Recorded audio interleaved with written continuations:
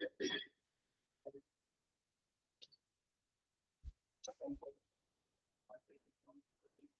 afternoon.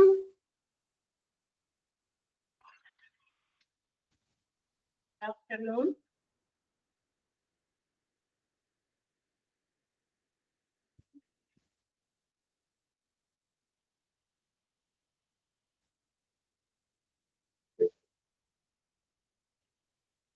Hello, കേൾക്കുന്നില്ലേ? Good afternoon.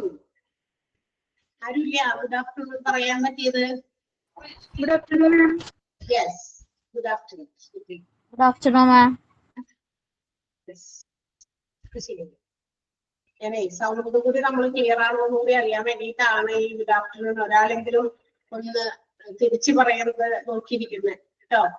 എന്റെ sound നിങ്ങൾക്ക് കേൾക്കുന്നുണ്ടോ, അവിടുത്തെ സൗണ്ട് ഇങ്ങോട്ട് കേൾക്കുന്നുണ്ടോ എന്നൊക്കെ അറിയാൻ വേണ്ടിയിട്ടാണ്. അപ്പൊ നമ്മളതൊന്ന് ചെക്ക് ചെയ്യുന്നത് കൂടിയാവും. അപ്പൊ തിരിച്ചൊരു ഗുഡ് ആഫ്റ്റർനൂണോ ഗുഡ് മോർണിംഗോ ഒക്കെ പറയുന്നത് നല്ലതായിരിക്കും. ഓക്കെ, ആൻഡ് സുഖാണോ എല്ലാവർക്കും? സുഖാണോ? സുഖാണ്. സുഖാണ്. എങ്ങനെയുണ്ടായിരുന്നു എക്സാം ഒക്കെ? എക്സാം കുഴപ്പമില്ല, എല്ലാം എഴുതാൻ പറ്റി. സൂപ്പറായിരുന്നു. അടിപൊളിയായിട്ട് എഴുതിയോ? ചെയ്തോ എല്ലാവരും? ഓക്കെ, റിസൾട്ട് വന്നില്ലല്ലോ? വന്നോ? റിസൾട്ട് വന്നോ? ഇല്ല, വന്നില്ല. ഓക്കെ, റിസൾട്ട് വരും. നിങ്ങൾ നോക്കിയിരുന്നാൽ മതി അത്. അപ്പൊ നിങ്ങൾക്ക് അറിയാൻ പറ്റും നിങ്ങൾ എന്തൊക്കെയാണ് എന്താ പറയാ തെറ്റിച്ചത്, ഏതെങ്കിലും തരത്തില് നമ്മൾ തെറ്റ് പറ്റിപ്പോയോ, അല്ലെങ്കിൽ നമ്മളുടെ രീതി, നമ്മൾ പഠിക്കാനോ മനസ്സിലാക്കാനോ ഒക്കെ ചെയ്ത രീതി എന്തെങ്കിലും മാറ്റം വരുത്താനുണ്ടോ എന്നൊക്കെ നിങ്ങൾക്ക് അന്നേരം ക്ലിയർ ആകും. അപ്പൊ റിസൾട്ട് ഒന്നും അറിയാൻ പറ്റും അല്ലെ? പിന്നെ എല്ലാവർക്കും എല്ലാം നന്നായി എഴുതാൻ പറ്റിയെന്നാണ് തോന്നുന്നത്. എന്തെങ്കിലും ഫസ്റ്റ് ടൈം സെക്കൻഡ് മൊഡ്യൂളൊക്കെ ശരിക്കും പറഞ്ഞാൽ പെട്ടെന്ന് നന്നായിട്ട് മനസ്സിലാക്കാനും അതുപോലെ ഇത്തിരി ഒരു ഈസി ഭാഗമാണ് കേട്ടോ. ഏത് കോഴ്സ് എടുത്താലും നമുക്കറിയാം തുടക്കം ആദ്യത്തെയൊക്കെ ചാപ്റ്റേഴ്സ് ഒക്കെ എല്ലാത്തിന്റെയും എളുപ്പമായിരിക്കും. പിന്നെ അങ്ങോട്ട് പോകുമ്പോഴായിരിക്കും കുറച്ച് ഡിഫിക്കൽട്ട് ആയിട്ട് തോന്നും. എല്ലാം അങ്ങനെ തന്നെയാണ്, ഏത് കാര്യം എടുത്താലും അങ്ങനെ തന്നെയാണ് അല്ലെ? അപ്പൊ അത് ഓർക്കുക. അപ്പൊ അടുത്ത 2 modules, third and fourth module അത്ര ഈസി അല്ല എന്നുള്ള കാര്യം ആദ്യം തന്നെ മനസ്സിലാക്കി വെക്കുക കേട്ടോ. അത്ര ഈസി ആയിട്ടുള്ള കാര്യമല്ല ഈ തേർഡ് ആൻഡ് ഫോർത്ത് മൊഡ്യൂൾ. നമ്മൾ ഫസ്റ്റ് ആൻഡ് സെക്കൻഡ് മൊഡ്യൂൾ പഠിച്ചതുപോലെ അത്ര എളുപ്പം നമ്മൾ മനസ്സിലാക്കി എടുക്കാമെന്ന് വെച്ചാലും കുറെ ഇൻഫോർമേറ്റീവ് ആയിട്ടുള്ള കാര്യങ്ങളാണ് തേർഡ് ആൻഡ് ഫോർത്ത് മൊഡ്യൂളിലുള്ളത്. അപ്പൊ നമ്മൾ ഡിപ്പാർട്ട്മെന്റുകളൊക്കെ പഠിച്ചപ്പോ ഇന്ന ഡിപ്പാർട്ട്മെന്റ് അത് ഇന്നലുള്ളതാണ് അല്ലെ? ഇപ്പൊ CSSD അതിൽ ഇന്നതൊക്കെ നടക്കാം, ബ്ലഡ് ബാങ്ക് അതൊക്കെ ഇന്നതാ നടക്കാം. അതൊക്കെ നമുക്ക് അങ്ങനെ ഒരു ഐഡിയയിലേക്ക് പോകാൻ പറ്റും, അതനുസരിച്ച് മനസ്സിലാക്കി വെക്കാൻ പറ്റും. പക്ഷെ തേർഡ് ആൻഡ് ഫോർത്ത് മൊഡ്യൂൾ അങ്ങനെയല്ല, കുറച്ച് എന്താ പറയാ അഡ്മിനിസ്ട്രേഷൻ വിഭാഗമാണ്. മാനേജ്മെന്റ് വേണ്ട ചില ഡിപ്പാർട്ട്മെന്റുകളാണ് നമുക്ക് കൂടുതൽ പഠിക്കാനുള്ളത്. അപ്പൊ അതുകൊണ്ട് അതിൻ്റെതായ ബുദ്ധിമുട്ടുണ്ടായിരിക്കും. അപ്പൊ എന്ത് ചെയ്യണം, നമ്മള് ബുദ്ധിമുട്ടുണ്ടെങ്കിൽ നമ്മളതൊക്കെ മാറ്റി വയ്ക്കുക, അടച്ചു വയ്ക്കുക, അങ്ങനെ വെറുതെ എക്സാം എഴുതുക. അങ്ങനെയല്ല, ബുദ്ധിമുട്ടാണെന്ന് തോന്നുന്ന കാര്യങ്ങൾ നമ്മൾ കൂടുതൽ കാര്യങ്ങൾ അതിനകത്ത് പ്രാക്ടീസ് ചെയ്യണം, എഴുതി നോക്കണം, അല്ലെങ്കിൽ വായിച്ചു നോക്കണം. അങ്ങനെയൊക്കെയാണ് നമ്മൾ സാധാരണ ചെയ്യുക അല്ലെ? ഇവിടെ നന്നായി വായിച്ചു നോക്കാം. നമുക്കുള്ള നോട്ടുകൾ അതാത് ടീച്ചേഴ്സ് എടുക്കുന്നത് കൃത്യമായിട്ടൊക്കെ നോക്കി വായിച്ച് നമ്മളോട് വായിച്ചാലേ പറ്റുള്ളൂ. നമ്മൾ ടീച്ചേഴ്സ് വായിച്ചിട്ട് അതിന്റെ അർത്ഥം പറയുന്നതിന് കാര്യമില്ല. കാരണം കാര്യം എന്താണെന്ന് മനസ്സിലാക്കുക, എന്താണ് ആ ഒരു ടോപ്പിക്കില് അവിടെ പറഞ്ഞിരിക്കുന്നത്, ആ കാര്യം എന്താണെന്ന് മനസ്സിലാക്കുക, നമ്മൾ വായിച്ചു. അതായിരിക്കണം ശരിയായ രീതി. കാരണം എന്നാലേ നമ്മുടെ ഐ കോണ്ടാക്റ്റിൽ വരുന്ന കാര്യങ്ങളാണ് അവിടെ സെന്റൻസിൽ എന്താ പറയാ ക്വസ്റ്റ്യൻ ആയിട്ടൊക്കെ വരുന്നത്. അപ്പൊ നമ്മൾ എന്ത് ചെയ്യണം, നമ്മൾ വായിച്ച് മനസ്സിലാക്കണം. അല്ലാതെ ഇപ്പൊ എന്താണ് ഇന്ന ഒരു കാര്യം, ഒരു പർട്ടിക്കുലർ ടോപ്പിക്കിനെ കുറിച്ച് 2-3 സെന്റൻസുകളിൽ ഉത്തരം എഴുതുന്ന കാര്യമല്ലല്ലോ നമുക്ക് അല്ലെ? നിങ്ങൾ ആലോചിച്ച് നോക്കിയ ഒബ്ജക്റ്റീവ് ടൈപ്പ് ക്വസ്റ്റ്യൻ ആണ്. So we have to go through the sentence. ആ സെന്റൻസിൽ കൂടി തന്നെ കണ്ടുപിടിച്ച് വായിച്ചാലാണ് അത് നമുക്ക് മനസ്സിൽ സ്ട്രൈക്ക് ചെയ്ത് വെക്കാൻ പറ്റുള്ളൂ. അതനുസരിച്ച് ക്വസ്റ്റ്യൻസിനെ ആൻസർ ചെയ്യാൻ പറ്റുള്ളൂ. അല്ലാത്ത രീതി അവലംബിച്ചാൽ തീർച്ചയായിട്ടും കാര്യങ്ങൾ മനസ്സിലാക്കാൻ വേണ്ടി അത് വായിക്കുകയും വേണം. അതുപോലെ തന്നെ നമുക്ക് ക്വസ്റ്റ്യൻസ് ആൻസർ ചെയ്യാൻ വേണ്ടിയിട്ട് നമ്മൾ അതിന് വേണ്ടി പ്രിപ്പയർ ആകണം കേട്ടോ. അപ്പൊ അത് ഞാൻ ആദ്യമേ തന്നെ അഡ്വാൻസ് ആയിട്ടൊരു മുൻകൂർ ജാമ്യം എടുത്ത് പറഞ്ഞ കാര്യമാണ്. പരീക്ഷയ്ക്ക് എല്ലാവരും നന്നായിട്ട് എഴുതിയെന്ന് തോന്നുന്നു. വളരെ ബുദ്ധിമുട്ടായിരുന്നു, ഒത്തിരി പാടായിരുന്നു എന്ന് തോന്നിയ ആരെങ്കിലും ഉണ്ടോ ഇതിനകത്ത്? ഈ ഗ്രൂപ്പില് ഇപ്പൊ ഇരിക്കുന്നവര്? ക്ലാസ്സിലാണെന്നവരോട് നമുക്ക് മറുപടി കിട്ടില്ലല്ലോ. അപ്പൊ നിങ്ങൾ ഇവിടെ ഇരിക്കുന്നവർക്ക് ഭയങ്കര പാടായിരുന്നു. ആവറേജ് അതായത് ഒരു ഹാഫ് മാർക്കെങ്കിലും കിട്ടില്ല. 60 മാർക്കിന്റെ, സോറി 120 മാർക്കിന്റെ ആണ് 60+60 2 ഇതായിട്ടുള്ളത്. അപ്പൊ 60 മാർക്കിൽ 30 കിട്ടില്ല എന്ന് ഉള്ളവരാരെങ്കിലും ഉണ്ടോ ഇതിനകത്ത്? ഫസ്റ്റ് സെക്കൻഡ് മോഡ്യൂൾസില് അങ്ങനെ ആരെങ്കിലും? അറിയില്ല മിസ്, ഞങ്ങൾക്ക് എഴുതിയിട്ടുണ്ട്, പേടിയാവണു. എന്തോ എഴുതിയിട്ടുണ്ട് പക്ഷെ പേടിയാവണു. പേടിക്കണ്ട, ഇത് നമ്മളുടെ ഒരു മോഡൽ എക്സാം ആണ്. അപ്പൊ നിങ്ങൾക്ക് എക്സാംസ് എങ്ങനെ എഴുതും, എങ്ങനെയുള്ള ടൈപ്പ് ഓഫ് ക്വസ്റ്റ്യൻസ്, ആ ക്വസ്റ്റ്യൻസ് ഒക്കെ ഒന്ന് പരിചയപ്പെടാനും കാര്യങ്ങൾക്കൊക്കെ വേണ്ടിയിട്ടാണ്. പിന്നെ തന്നെയല്ല, ഇത് പകുതി 1-2 മൊഡ്യൂൾ തീർന്നാൽ അത്രയും നമ്മള് കുറച്ച് പഠിക്കണം. പഠിച്ചിട്ട് അത് അവിടെ വയ്ക്കുമ്പോ പിന്നത്തെ 2 മൊഡ്യൂളുകളും അതുപോലെ തന്നെ മോഡൽ എക്സാം കഴിഞ്ഞ് കഴിയുമ്പോൾ നിങ്ങൾക്ക് എന്താ കുറച്ച് അതിനെ കുറിച്ചൊരു ധാരണയൊക്കെ കിട്ടുമല്ലോ. അപ്പൊ അതിന് വേണ്ടിയിട്ടാണ് അങ്ങനെ ഒരു മോഡൽ എക്സാം നമ്മുടെ ഇൻസ്റ്റിറ്റ്യൂട്ട് നടത്തുന്നത്. അതനുസരിച്ചിട്ടാണ് എഴുതണ്ടേ അല്ലെ? ക്ലാസ്സിൽ പറഞ്ഞ കാര്യങ്ങൾ ഓർത്തെടുത്ത് എഴുതുന്നതും അതും നല്ലതൊക്കെ തന്നെയാണ്. പക്ഷെ നമ്മൾ സെന്റൻസ് വായിച്ച് നോക്കി നമ്മളുടെ കണ്ണുകളിൽ ചില മെയിൻ വേർഡുകളിലൊക്കെ ഉടക്കണം. എന്നാലേ നമുക്ക് ഒബ്ജക്റ്റീവ് ടൈപ്പ് ക്വസ്റ്റ്യൻസിന് ആൻസർ എഴുതാൻ പറ്റുള്ളൂ. ചെറിയ എന്തെങ്കിലും ഒരു ചെറിയ ഇതിന്റെ വ്യത്യാസത്തിൽ നമുക്ക് ആൻസർ ചിലപ്പോൾ വേറെ ആയിരിക്കുമോ എന്ന് കൂടി ചിലപ്പോൾ തോന്നിപ്പോകും. അപ്പൊ അത് വരാതിരിക്കാൻ അങ്ങനെ വായിക്കണം കേട്ടോ. ഈ അടുത്ത മൊഡ്യൂളുകൾ എന്തായാലും അങ്ങനെ വായിക്കണം. അതുകൊണ്ട് അത് നേരത്തെ കൂടി അഡ്വാൻസ് ആയിട്ട് ഞാൻ പറഞ്ഞു മാത്രം. ഇപ്പൊ എനിക്കൊന്നും വേണ്ട, അടുത്ത എക്സാംസ് ഒക്കെ നമുക്ക് അതിനുവേണ്ടി ഒരുങ്ങാനും ഈ ഒരു എക്സാം ഹെൽപ്പ് ചെയ്യും എന്നുള്ള കാര്യം കൂടി ഓർത്തിരിക്കുക കേട്ടോ. അപ്പൊ ഇനി നമുക്ക് പഠിക്കാനുള്ളത് അടുത്ത 3rd, 4th മൊഡ്യൂളുകളിൽ നമുക്ക് കുറച്ച് ചാപ്റ്റേഴ്സ് കൂടി ഉണ്ട്. 3rd, 4th മൊഡ്യൂളുകളിൽ ഉള്ള ചാപ്റ്റേഴ്സ് അതുപോലെ തന്നെ നേരത്തെ ഉള്ളതുപോലെ ഫസ്റ്റ് ആൻഡ് സെക്കൻഡ് മൊഡ്യൂളിൽ ടീച്ചേഴ്സ് എങ്ങനെയാണോ എടുത്ത് അതുപോലെ അവരവർക്ക് കൊടുത്തിരിക്കുന്ന ചാപ്റ്റേഴ്സ് അവര് അത് ഡിവൈഡ് ചെയ്ത് ഏത് രീതിയിലാണെന്ന് വെച്ചാൽ അത് അവരെ എടുക്കുന്നതായിരിക്കും. നമ്മളിപ്പോ ഇന്ന് സ്റ്റാർട്ട് ചെയ്യുന്നത് 3rd മൊഡ്യൂളിലെ ഒരു ചാപ്റ്റർ ആണ്. ചാപ്റ്ററിന്റെ പേര് കാണുന്നുണ്ടോ? ഇവിടെ പ്രസന്റ് ചെയ്തിരിക്കുന്നത് കാണുന്നുണ്ടോ? Yes ma'am. അത് നിങ്ങളുടെ ടെക്സ്റ്റ് ബുക്കിൽ എവിടെയെങ്കിലും ഒക്കെ ഉണ്ടോ നോക്കിയേ. ചാപ്റ്റർ എവിടെയെങ്കിലും കാണുന്നുണ്ടോ നോക്കിയേ. യെസ്, ഹ്യൂമൻ റിസോഴ്സ് മാനേജ്മെന്റ് എന്ന് പറയുന്ന ഒരു ചാപ്റ്റർ ആണ് നമുക്ക് ഇനി പഠിക്കാനുള്ളത്. Human resource management. Have you heard about this? ഇങ്ങനെ ഒരു കാര്യത്തെ കുറിച്ച് എവിടെയെങ്കിലും കേട്ടിട്ടുണ്ടോ? ഹ്യൂമൻ റിസോഴ്സ് മാനേജ്മെന്റ് എന്ന് പറയുന്ന കാര്യത്തെ കുറിച്ച് എവിടെയെങ്കിലും? ഓക്കെ, കേട്ടിട്ടുണ്ട്. യെസ്, HR മാനേജ്മെന്റ് ആണ്, HR എന്ന് പറയുന്നത് ഷോർട്ടായിട്ട്. ഇന്ന് എന്താ പറയാ, ഞാൻ തന്നെ പറഞ്ഞിട്ടുണ്ട്. നമ്മള് അങ്ങനെ പറഞ്ഞു. അത് വളരെ ചെറിയൊരു ടോപ്പിക് നമ്മൾ അവിടെ പറഞ്ഞു അല്ലെ. അഡ്മിനിസ്ട്രേറ്റീവ് ഡിപ്പാർട്ട്മെന്റ്, ഹോസ്പിറ്റൽസിന്റെ ഡിപ്പാർട്ട്മെന്റ്സിന് ബ്രോഡ് ആയിട്ട് 3 ക്ലാസിഫിക്കേഷൻസ് ആണെന്ന്. Medical department, supportive department and administrative department. Administrative ഡിപ്പാർട്ട്മെന്റിൽ വരുന്ന ഒന്നാണ് ഹ്യൂമൻ റിസോഴ്സ് ഡിപ്പാർട്ട്മെന്റ്. പിന്നെ ഫിനാൻസ് ആയിരുന്നു, പിന്നെ അഡ്മിനിസ്ട്രേറ്റീവ് ഡിപ്പാർട്ട്മെന്റ് ആയിരുന്നു അല്ലെ. അതിലൊന്നാണ്. അപ്പൊ ആ ഒരു കുഞ്ഞു കാര്യം, ഒരു ഇച്ചിരി സെന്റൻസ് മാത്രമേ നമ്മൾ അവിടെ പഠിച്ചിട്ടുള്ളൂ. ആൻഡ് ഹിയർ ഇവിടെ നമുക്ക് ഇതൊരു ചാപ്റ്റർ ആയിട്ട് വരുന്നുണ്ട്.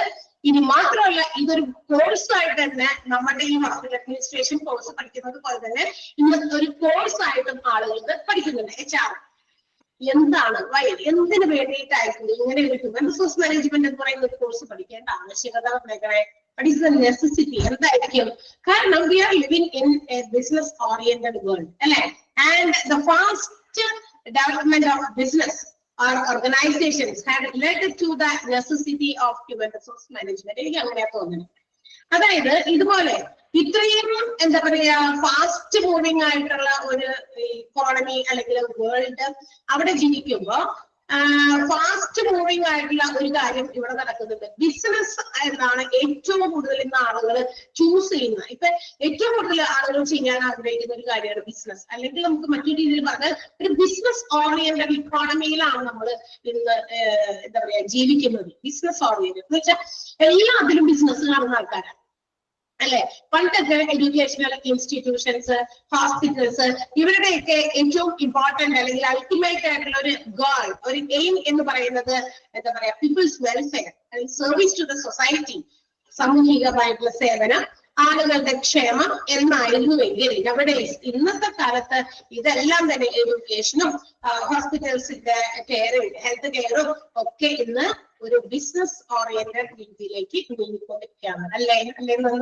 ആലോചിച്ച് നോക്കിയേ, ആണോ? അല്ലെ? പണ്ടൊക്കെ വിദ്യാഭ്യാസം, നിർബന്ധിത വിദ്യാഭ്യാസം കുട്ടികൾക്ക് കൊടുക്കണം, അല്ലെങ്കിൽ എന്തെങ്കിലുമൊക്കെ അസുഖങ്ങൾ വന്നു കഴിഞ്ഞാൽ അവർക്ക് അവരുടെ ആരോഗ്യ സംരക്ഷണത്തിന് വേണ്ട കാര്യങ്ങൾ ചെയ്യണം എന്നുള്ളതൊക്കെ ആയിരുന്നു ആശുപത്രികളുടെ, ഹോസ്പിറ്റൽസിന്റെ അല്ലെങ്കിൽ സ്കൂളുകളുടെ ലക്ഷ്യം. ഈ കുട്ടികൾക്ക് വിദ്യാഭ്യാസം കൊടുക്കുക എന്നുള്ളതൊക്കെ ആയിരുന്നു. എങ്കിൽ ഇന്ന് ഒരുപാട് എഡ്യൂക്കേഷണൽ ഇൻസ്റ്റിറ്റ്യൂഷൻസും അതുപോലെ തന്നെ ഹെൽത്ത് കെയർ പ്രൊവൈഡ് ചെയ്യുന്ന ഒരുപാട് ഇൻസ്റ്റിറ്റ്യൂഷൻസും ഇന്നൊരു ബിസിനസ് രീതിയിലൊക്കെ നമ്മുടെ മുമ്പതൊക്കെ മുളച്ചു വന്നിട്ടുണ്ട്. ദാറ്റ് മീൻസ് എവറിത്തിങ്, എല്ലാം എന്ന് പറയുന്നത് ഇന്ന് ബിസിനസിന്റെ ആ ഒരു പോയിന്റ് ഓഫ് വ്യൂവിലാണ് ആളുകൾ കാണുന്നത്. അതുകൊണ്ട് തന്നെ നമ്മൾ പറയും നമ്മൾ ജീവിക്കുന്നത് ഒരു ബിസിനസ് ഓറിയന്റഡ് ആയിട്ടുള്ള ഒരു ഇക്കോണമിയിലാണ്, ഒരു രാജ്യത്താണ്, അല്ലെങ്കിൽ ഒരു നേഷനിലാണ് എന്ന് നമുക്ക് പറയാം, അല്ലെ? അപ്പൊ അങ്ങനെ വരുമ്പോൾ ഇത്രയും ബിസിനസ് ഇത്രയും കൂടെ ഡെവലപ്ഡ് ആയി കഴിഞ്ഞപ്പോ ആസ് വെൽ ആസ് അതിന്റെ ഒപ്പം തന്നെ അല്ലെങ്കിൽ ആ ഒരു ബിസിനസ് ഇത്രയും ഡെവലപ്ഡ് ആകാൻ തുടങ്ങി കഴിഞ്ഞപ്പോ കൂടുതലും ആളുകൾ ഇത്തരം ബിസിനസ് ഓർഗനൈസേഷന്റെ ഭാഗമാകാനും എന്താ പറയാ വന്നിട്ടുണ്ട്. എന്ന് വെച്ചിട്ടുണ്ടെങ്കിൽ ഓരോ ഓർഗനൈസേഷനിലും ജോലിക്ക് ചെറുതും വലുതുമായിട്ടുള്ള ബിസിനസ് ഓർഗനൈസേഷനിൽ പല രീതിയിലുള്ള എംപ്ലോയീസ്, അല്ലെ, സ്റ്റാഫുകൾ പല രീതിയിലും പല കാര്യങ്ങൾ ചെയ്യാനായിട്ട് ജോലിക്ക് വരുന്നത്. ഇപ്പൊ നിങ്ങൾക്ക് ആലോചിച്ച് നോക്കിയാൽ ഒരു ഹോസ്പിറ്റൽ നമ്മൾ എടുക്കാണ്. ഒരു hospital, see what are the number of employees or staff working in a hospital? പറയാൻ പറ്റുമോ? ഒരു ഹോസ്പിറ്റലിൽ എത്ര ആളുകൾ ജോലി ചെയ്യുന്നുണ്ട്, അല്ലെങ്കിൽ ഏതൊക്കെ ഡിപ്പാർട്ട്മെന്റിൽ എത്ര ആളുകൾ ജോലി ചെയ്യുന്നുണ്ട്? നമുക്ക് അത്ര എളുപ്പം നമുക്ക് കൗണ്ട് ചെയ്യാൻ പറ്റുന്ന കാര്യമാണോ എന്ന് ചോദിച്ചു കഴിഞ്ഞാൽ അത് എളുപ്പം നമുക്ക് ഒറ്റ നോട്ടത്തിലും നമുക്ക് മനസ്സിലാവില്ല. Because there are a lot of department. നമുക്കറിയാം ഒരുപാട് ഹോസ്പിറ്റലിൽ ഫംഗ്ഷൻ ചെയ്യുന്ന ഒരുപാട് ഡിപ്പാർട്ട്മെന്റുകളെ കുറിച്ച് നമ്മൾ ഓൾറെഡി കഴിഞ്ഞ ഫസ്റ്റ് ആൻഡ് സെക്കൻഡ് മൊഡ്യൂളിലൊക്കെ നമ്മൾ കണ്ടു കഴിഞ്ഞു, അല്ലെ? For example, cardiology department, ophthalmology department, ENT department, gynecology, urology, andrology, അതുപോലെ തന്നെ ophthalmology, ഒത്തിരി ഡിപ്പാർട്ട്മെന്റുകൾ ഒരു ഹോസ്പിറ്റലിൽ ഫംഗ്ഷൻ ചെയ്യുന്നുണ്ട്.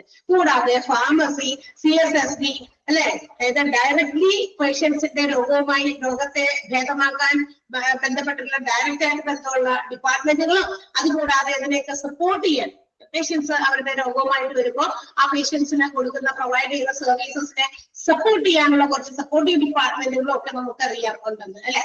റേഡിയോളജി വിഭാഗമുണ്ട്, അതുപോലെ തന്നെ ലബോറട്ടറി വിഭാഗമുണ്ട്, മോർച്ചറി സർവീസ് പ്രൊവൈഡ് ചെയ്യുന്ന mortuary department. All these departments ഇതെല്ലാം കൂടിയും കോൺസ്റ്റിറ്റ്യൂട്ട് ചെയ്യുന്നതാണ് ഒരു ഹോസ്പിറ്റൽ എന്ന് പറയുന്നത്. So the number of employees working in a hospital is large according to the size of the hospital. ഹോസ്പിറ്റലിന്റെ ആ വലിപ്പത്തിനനുസരിച്ച് അവിടെയുള്ള എംപ്ലോയീസിന്റെയും വർക്കേഴ്സിന്റെയും ഒക്കെ എണ്ണവും അതോടൊപ്പം തന്നെ വർദ്ധിച്ചിരിക്കുകയാണ്, അല്ലെങ്കിൽ അത്രയും കൂടുതലാണ്. സോ ഈ പറയുന്ന ഇത്രയും എംപ്ലോയീസിനെ, ഒരു റൂഫിന്റെ കീഴിൽ വർക്ക് ചെയ്യുന്ന ഇത്രയും എംപ്ലോയീസിനെയൊക്കെ കൃത്യമായ രീതിയിൽ മാനേജ് ചെയ്ത്, പ്ലാൻ ചെയ്ത്, അവരെ എന്താ പറയാ കോർഡിനേറ്റ് ചെയ്ത്, കൺട്രോൾ ചെയ്ത് ഒക്കെ കൊണ്ടുപോകുക എന്നുള്ളതാണ് എന്തിനെ സംബന്ധിക്കുന്ന കാര്യം, ഹ്യൂമൻ റിസോഴ്സ് മാനേജ്മെന്റിനെ സംബന്ധിക്കുന്ന കാര്യം. അതുപോലെ ഒരുപാട് ഓർഗനൈസേഷൻ, നമ്മളിപ്പോ ഇതൊരു ഓർഗനൈസേഷനാണ്, ഇതൊരു എഡ്യൂക്കേഷണൽ ഓർഗനൈസേഷൻ ആണ്. പല രീതിയിലുള്ള കോഴ്സുകൾ നമ്മൾ പ്രൊവൈഡ് ചെയ്യുന്നു. ഒരുപാട് ജോലിക്കാരുടെ ജോലി ചെയ്യുന്നുണ്ട്. ടീച്ചേഴ്സ്, ടെക്നിക്കൽ കാര്യങ്ങളൊക്കെ ഹാൻഡിൽ ചെയ്യുന്ന ആളുകളുണ്ട്, അതുപോലെ തന്നെ PROs ഉണ്ട്, നിങ്ങളെ കോൺടാക്ട് ചെയ്യുന്ന ആളുകളുണ്ട്, അല്ലെ? ഓഫീസ് സ്റ്റാഫ് ഉണ്ട്, അതുപോലെ നോൺ ടീച്ചിങ് സ്റ്റാഫുകൾ, ഒത്തിരി ആളുകൾ ഇവിടെ വർക്ക് ചെയ്യുന്നുണ്ട്. ഇതെല്ലാം ഈ എല്ലാവരെയും കൂടി നമുക്ക് എന്ത് വിളിക്കാം? എംപ്ലോയീസ്, അല്ലെ? ഇവരെല്ലാവരും എംപ്ലോയീസ് ആണ്. മാൻ പവർ എന്ന് വിളിക്കാം ഇതിനെയൊക്കെ. എല്ലാത്തിനെയും കൂടി കളക്റ്റീവായിട്ട് നമുക്ക് വിളിക്കാം എന്താണ്? Man power. അല്ലെങ്കിൽ മറ്റൊരു രീതിയിൽ കുറച്ചുകൂടി നല്ല രീതിയിൽ ഡെവലപ്ഡ് ആയിട്ട് പറഞ്ഞു കഴിഞ്ഞാൽ ഹ്യൂമൻ റിസോഴ്സ് എന്ന് വിളിക്കാം. ഹ്യൂമൻ റിസോഴ്സ്, മനുഷ്യ വിഭവം. ഈ മനുഷ്യ വിഭവം ഒരു ഓർഗനൈസേഷനിൽ ഏറ്റവും ഇമ്പോർട്ടന്റ് ആയിട്ടുള്ള ഒരു എന്താ പറയാ ഒരു കമ്പോണന്റ് ആണ്, ഒരു ഫാക്ടറാണ് ബിസിനസ് ഓർഗനൈസേഷന്റെ. അപ്പൊ ഇതിനെ മാനേജ് ചെയ്യേണ്ടതാണ് നമ്മുടെ ഹ്യൂമൻ റിസോഴ്സ് മാനേജ്മെന്റ് എന്നതിന്റെ അർത്ഥം. ഇതിന്റെയൊക്കെ കോഴ്സുകൾ തന്നെ ഇന്ന് ഉണ്ട്, അല്ലെ? 6 months കോഴ്സ് ഒക്കെ ഇന്ന് ഉണ്ട്, പല ഇൻസ്റ്റിറ്റ്യൂട്ടുകാരും കൊടുക്കുന്നുണ്ട്. എന്താ കാരണം ഇങ്ങനൊരു കോഴ്സ് കൊടുക്കേണ്ടതിന്റെ കാരണം? എന്തുകൊണ്ട് ഇവരെ ഈ ഒരു ഹ്യൂമൻ റിസോഴ്സ് മാനേജ് ചെയ്യാൻ വേണ്ടിയിട്ട് അവരെ എക്വിപ്ഡ് ആക്കാൻ, ഈ ഹ്യൂമൻ റിസോഴ്സുകളെ മാനേജ് ചെയ്യുന്ന എക്വിപ്മെന്റുകളാക്കാൻ വേണ്ടി വാർത്തെടുക്കുന്നതാണ് ഹ്യൂമൻ റിസോഴ്സ് മാനേജ്മെന്റ് എന്ന് പറയുന്ന കോഴ്സ് ചെയ്യുന്നത്. അപ്പൊ എന്തിനാണ് അവരെ മാനേജ് ചെയ്യാൻ, ഹാൻഡിൽ ചെയ്യാനായിട്ട് അതിന് ഒരു വിഭാഗം എന്താ പറയാ സ്പെഷ്യലൈസ് ചെയ്ത് പഠിച്ച് വരേണ്ടത് അത്യാവശ്യമാണെന്ന് മനസ്സിലായതുകൊണ്ടാണ്.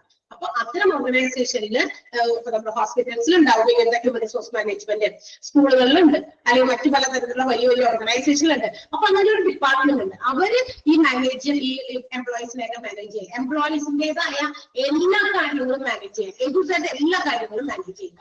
അതിന് വേണ്ടിയിട്ടുള്ള ഒരു ഡിപ്പാർട്ട്മെന്റ് ആണ് ഹ്യൂമൻ റിസോഴ്സ് എന്ന് പറയുന്ന ഡിപ്പാർട്ട്മെന്റ്. അപ്പൊ അങ്ങനെ ചെയ്യുന്ന ഒരു മാനേജ്മെന്റ് ആണ് ഹ്യൂമൻ റിസോഴ്സ് മാനേജ്മെന്റ്. അപ്പൊ ആ ഒരു ചാപ്റ്റർ ആണ് നമുക്ക് ഇവിടെ ഈ 3rd മൊഡ്യൂൾ ആദ്യമായിട്ട് പഠിക്കാനുള്ളത്. ചാപ്റ്റർ നമ്പർ 3 ആണ്. നിങ്ങളുടെ ആ തന്നിരിക്കുന്ന സിലബസ് നോക്കിക്കഴിഞ്ഞാൽ നിങ്ങൾക്ക് കാണാം. നമ്പറിലൊന്നും വലിയ കാര്യമില്ല. എത്ര എണ്ണം ചാപ്റ്റേഴ്സ് ഓരോ മൊഡ്യൂൾസിൽ ഉണ്ടെന്ന് നോക്കാം. എല്ലാ ചാപ്റ്റേഴ്സും ടീച്ചേഴ്സ് എടുക്കുന്നുണ്ട് എന്ന് ഉറപ്പുവരുത്തുക. ഓക്കെ, എന്തെങ്കിലും ഉണ്ടെങ്കിൽ ഞാൻ ഇടയ്ക്ക് ചോദിക്കാറുണ്ട്, എല്ലാ ചാപ്റ്റേഴ്സും എടുത്തു കഴിഞ്ഞോ, 1, 2 കഴിഞ്ഞപ്പോ കഴിയാറായപ്പോ ചോദിച്ചിരുന്നു. അപ്പൊ നിങ്ങളുടെ ഫീഡ്ബാക്ക് കൂടി കിട്ടണം. ബിക്കോസ് ഏതെങ്കിലുമൊക്കെ ചിലപ്പോ ടീച്ചേഴ്സ് അല്ലേ അങ്ങോട്ടും ഇങ്ങോട്ടും എല്ലാവരും കൂടി ഞങ്ങളൊക്കെയാണ് എടുക്കുന്നത്. ഇപ്പൊ മിസ്സായി പോകാനോ ചിലപ്പോ ഇന്നാൾ എടുത്തിട്ടുണ്ടാകുമെന്ന് വിചാരിക്കൊന്നുമില്ല അങ്ങനെ. പക്ഷെ എന്നാലും മനുഷ്യന്മാരുടെ കാര്യമല്ലേ, പറയാൻ പറ്റില്ലല്ലോ. അതുകൊണ്ട് നിങ്ങൾ ചാപ്റ്റർ കൃത്യമായിട്ട് എഴുതണം നോക്കി വെച്ചേക്കാം. 3rd മൊഡ്യൂളിൽ എത്ര ചാപ്റ്റർ ഉണ്ട് പറയാമോ? 3rd മൊഡ്യൂളിൽ എത്ര ചാപ്റ്റർ ഉണ്ട്? 13 13 ചാപ്റ്റേഴ്സ് ആണുള്ളത്. ലാസ്റ്റത്തെ മൊഡ്യൂളിൽ എത്ര ഉണ്ട്? 4th മൊഡ്യൂളിൽ 11 അല്ലേ? 11 അങ്ങനെയല്ലേ? 11 ചാപ്റ്റേഴ്സ് ആണ് ലാസ്റ്റ് മൊഡ്യൂളിലുള്ളത്. അപ്പൊ അത് ഓർത്തിരിക്കുക. അതായത് 24 ചാപ്റ്റർ നമുക്ക് പുറത്തെടുക്കാനുണ്ട്. അതൊക്കെ ഒന്ന് മിസ്സാവാനില്ല എന്ന് ഉറപ്പുവരുത്തുക കേട്ടോ. സോ നമുക്ക് ചാപ്റ്ററിലേക്ക് കിടക്കാം. Human resource management. Human resource management എന്ന് പറയുമ്പോൾ എന്താ പറയാ, മാൻ പവറിനെ ഹ്യൂമൻ റിസോഴ്സസിനെ മാനേജ് ചെയ്യുക എന്നുള്ളതാണ് അല്ലെ. എന്തിനു വേണ്ടിയിട്ടാണ്? എന്തിനാണ്? നമുക്കറിയാം, every business organisation have some goal or some goals എന്ന് പറയാം. ഏത് ബിസിനസ് സംരംഭം എടുത്താലും എല്ലാ ബിസിനസ് സംരംഭങ്ങൾക്കും ഒരു പ്രധാനപ്പെട്ട ഏതെങ്കിലും ഒരു ലക്ഷ്യം ഉണ്ടായിരിക്കും, അല്ലെങ്കിൽ ഒന്നിലധികം ലക്ഷ്യങ്ങൾ ഉണ്ടായിരിക്കും അല്ലെ. ഇന്ന കാര്യം അറ്റൈൻ ചെയ്യുക എന്നുള്ളതാണ് ഞങ്ങളുടെ ലക്ഷ്യം. ഈ ബിസിനസ് കൊണ്ട് ഞങ്ങൾ ഇന്നതാണ് ഉദ്ദേശിക്കുന്നത് എന്ന് ചില ഓർഗനൈസേഷൻകാർ അങ്ങനെ വിചാരിക്കും. ചില ബിസിനസ് ഓർഗനൈസേഷൻസ് വിചാരിക്കും ഞങ്ങൾക്ക് ഇന്നതൊക്കെയാണ് ഞങ്ങളുടെ ലക്ഷ്യം, ഞങ്ങൾ പരമാവധി മാക്സിമം ലാഭം ഉണ്ടാക്കുക, ഒരുപാട് ആളുകൾക്ക് എംപ്ലോയ്മെന്റ് ഓഫർ ചെയ്യുക, അല്ലെങ്കിൽ ഓപ്പർച്യൂണിറ്റീസ് പ്രൊവൈഡ് ചെയ്യുക, എംപ്ലോയ്മെന്റ് ഓപ്പർച്യൂണിറ്റീസ് പ്രൊവൈഡ് ചെയ്യുക. നമ്മുടെ ലൊക്കാലിറ്റിയുടെ ഡെവലപ്മെന്റ് ആഗ്രഹിച്ച് ബിസിനസ് തുടങ്ങുന്നവരുണ്ട്. അപ്പൊ some may have many goals. കുറച്ച് ഓർഗനൈസേഷൻസിന് ചിലപ്പോൾ കൂടുതൽ ലക്ഷ്യങ്ങൾ ഉണ്ടായിരിക്കാം. ചില ഓർഗനൈസേഷൻസിന് അവർക്ക് അവരുടേതായ ഒറ്റ ലക്ഷ്യം മാത്രമേ ഉണ്ടായിരിക്കുള്ളൂ. അത് ഡിപ്പെൻഡ്സ് അപ്പോൺ ദ ഓർഗനൈസേഷൻ. ഓരോ സംരംഭവും അത് ഉദ്ദേശിക്കുന്ന രീതി. അപ്പൊ ഇങ്ങനെ ഈ പറയുന്ന ഏതെങ്കിലും തരത്തിലുള്ള ഓർഗനൈസേഷന്റെ ഗോൾ അല്ലെങ്കിൽ ഗോൾസ് ഇത് നമുക്ക് അറ്റൈൻ ചെയ്യണം അല്ലെങ്കിൽ അച്ചീവ് ചെയ്യണം. അതെങ്ങനെ പറ്റാം? Only some well run organisations can achieve its goals. എല്ലാ രീതിയിലും നല്ല രീതിയിൽ പ്രവർത്തിക്കുന്ന ഓർഗനൈസേഷൻസ് ആണെങ്കിൽ മാത്രമേ ഓർഗനൈസേഷൻ അത് ഉദ്ദേശിച്ചേക്കുന്ന ലക്ഷ്യം നേടിയെടുക്കാൻ സാധിക്കുള്ളൂ അല്ലെ. നല്ല രീതിയിൽ പ്രവർത്തിക്കണം. എങ്ങനെ? According to the programmes or rules or procedures or guidelines which are to be followed. ഓരോ ബിസിനസ് ഓർഗനൈസേഷനും അത് ഉണ്ടാക്കി വെച്ചിരിക്കുന്ന ഒരു സെറ്റ് ഓഫ് റൂൾസ്, നിയമങ്ങൾ ഉണ്ടായിരിക്കാം, പ്രൊസീജിയേഴ്സ് ഉണ്ടായിരിക്കാം, ഗൈഡ് ലൈൻ ഉണ്ടായിരിക്കാം. ഇതെല്ലാം ഉപയോഗിച്ച് അല്ലെങ്കിൽ അതിലൂടെ കൃത്യമായ രീതിയിൽ അത് വെൽ റൺ ചെയ്താൽ, നല്ല രീതിയിൽ നടത്തിക്കൊണ്ട് പോയാലാണ് ഓരോ ഓർഗനൈസേഷനും അത് ലക്ഷ്യം വെച്ചിരിക്കുന്ന goal or goal, singular may be plural ആകാം. ഓക്കെ, അപ്പൊ അത് ലക്ഷ്യം വെച്ചിരിക്കുന്ന ആ എയിം അതിന് അറ്റൈൻ ചെയ്യാൻ സാധിക്കുള്ളൂ. ഞാൻ നല്ല രീതിയിൽ പഠിപ്പിച്ച് നല്ല രീതിയിൽ ക്ലാസ് എടുത്താൽ മാത്രമാണ് ഞാൻ ഉദ്ദേശിക്കുന്ന എന്റെ ലക്ഷ്യം എനിക്ക് കൈവരിക്കാൻ സാധിക്കുള്ളൂ. അങ്ങനെയല്ലേ? അങ്ങനെയാണോ? നമുക്ക് ഓരോരുത്തർക്കും ഒരു ലക്ഷ്യങ്ങൾ ഉണ്ടാവുമല്ലോ. ലക്ഷ്യമായിരിക്കണം അല്ലെ. ലക്ഷ്യം എന്ന മാർഗം ഒരു എന്താ പറയാ, ഒരു തടസ്സമല്ല എന്നൊക്കെ നമ്മൾ കേട്ടിട്ടുണ്ട് അല്ലെ. അപ്പൊ നമുക്ക് ഇവർക്കും ഓരോ ലക്ഷ്യങ്ങളുണ്ട്, ഒരു എയിം ഉണ്ട്. ഒരു ഓർഗനൈസേഷനും അതിൻ്റെതായ ലക്ഷ്യങ്ങളുണ്ട്. ആ ലക്ഷ്യങ്ങൾ നേടിയെടുക്കാൻ വേണ്ടിയിട്ട് അതിനെ ഫോളോ ചെയ്യേണ്ടതായ ചില സെറ്റ് ഓഫ് റൂൾസ് ഉണ്ടാവാം, ചില പ്രോഗ്രാംസ്, ചില ഗൈഡ് ലൈൻ ഇതൊക്കെ നേരത്തെ കൂടി പ്ലാൻ ചെയ്ത് വെക്കും. എന്നിട്ട് അത് നല്ല രീതിയിൽ കൃത്യമായിട്ട് റൺ ചെയ്ത് പോകുമ്പോൾ it can satisfy or achieve its goals. അതിൻ്റെതായ ലക്ഷ്യം അതിന് നേടിയെടുക്കാൻ സാധിക്കും. അതാണ് ലക്ഷ്യം നേടിയെടുക്കാനുള്ള മാർഗം. അത്രയേ ഉള്ളൂ. നല്ല രീതിയിൽ പ്രവർത്തിക്കണം. എങ്ങനെ നല്ല രീതിയിൽ പ്രവർത്തിക്കണം? അത് പ്ലാൻ ചെയ്തിരിക്കുന്ന രീതിയിൽ ആ ഓർഗനൈസേഷൻ എന്തൊക്കെ കാര്യങ്ങളാണ് പ്ലാൻ ചെയ്തേക്കുന്നത് അതിന്റെ നിയമങ്ങളും വശങ്ങളും കാര്യങ്ങളും ഒക്കെ കൃത്യമായിട്ട് ഫോളോ ചെയ്യുക. എന്നിട്ട് നല്ല രീതിയിൽ പ്രവർത്തിക്കുക.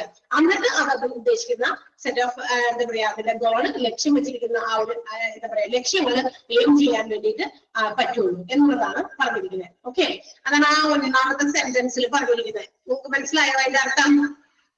മനസ്സിലായോ? ഫസ്റ്റ് കുഞ്ഞു പാരഗ്രാഫ് ഉണ്ടോ? ഒന്ന് വായിച്ചു നോക്കാമോ? ഞാൻ പറഞ്ഞു, ഞാൻ വായിക്കില്ല, നിങ്ങൾ വായിച്ച് നിങ്ങളുടെ കണ്ണുകളിലൂടെ ആ വാക്കുകളും ലൈനുകളും ഒക്കെ കടന്നു പോയാലാണ് ഒബ്ജക്റ്റീവ് ക്വസ്റ്റ്യൻസിന്റെ ആൻസേഴ്സ് നിങ്ങൾക്ക് എഴുതാൻ പറ്റുന്നത്. ആൻഡ് അത് 3rd and 4th മൊഡ്യൂളിൽ കൃത്യമായിട്ട് ആപ്റ്റ് ആയിട്ട് വരുന്നത് ഇവിടെയാണ് കേട്ടോ, ഈ ഒരു കാര്യത്തിലാണ്. നമുക്ക് വായിച്ചു നോക്കാം. എന്തെങ്കിലും സംശയം ഉണ്ടെങ്കിൽ ചോദിക്കാം. ഒറ്റ കാര്യങ്ങളേ ഉള്ളൂ ഇതിനകത്ത് പറഞ്ഞിട്ടുണ്ട്. ക്ലിയർ? ഇത് സ്വാഭാവികമായിട്ട് എല്ലാവർക്കും അറിയുന്ന കാര്യമാവും. ഏത് ബിസിനസ് ആണെങ്കിലും ആ ബിസിനസ്സിന് അതിന്റെ ലക്ഷ്യം കൈവരിക്കണമെങ്കിൽ അത് നല്ല രീതിയിൽ പ്രവർത്തിക്കണം. നല്ല രീതിയിൽ പ്രവർത്തിക്കാൻ അത് ഉണ്ടാക്കി വെച്ചിരിക്കുന്ന കുറെ നിയമങ്ങള്, ലോസ്, പ്രിൻസിപ്പിൾസ് അല്ലെങ്കിൽ ഗൈഡ് ലൈൻസ് ഒക്കെ ഉണ്ട്. അത് കൃത്യമായിട്ട് ഫോളോ ചെയ്യും. എന്നാൽ ഉദ്ദേശിക്കുന്ന രീതിയിലുള്ള ലക്ഷ്യം അല്ലെങ്കിൽ ലക്ഷ്യങ്ങൾ, അതാണ് പറയുന്നത് മൾട്ടിപ്പിൾ എന്ന് പറഞ്ഞാൽ എന്താ, ഒന്നിലധികം ലക്ഷ്യങ്ങളുള്ളവരും ഉണ്ടായിരിക്കും ഓർഗനൈസേഷൻസ്. അത് നേടിയെടുക്കാനായിട്ട് സാധിക്കുന്നു. ഐ തിങ്ക് എല്ലാവർക്കും മനസ്സിലായി തോന്നുന്നു. ആ ഒരു പാരഗ്രാഫ് കുഞ്ഞു പാരഗ്രാഫാണ്. സെന്റൻസിന്റെ അർത്ഥം മനസ്സിലാകാത്തവരാരെങ്കിലും ഉണ്ടോ? പെട്ടെന്ന് പറയോ? ആരും പറയുന്നില്ലല്ലോ, മിണ്ടുന്നില്ലല്ലോ. ഇഷ്ടപ്പെട്ടില്ല?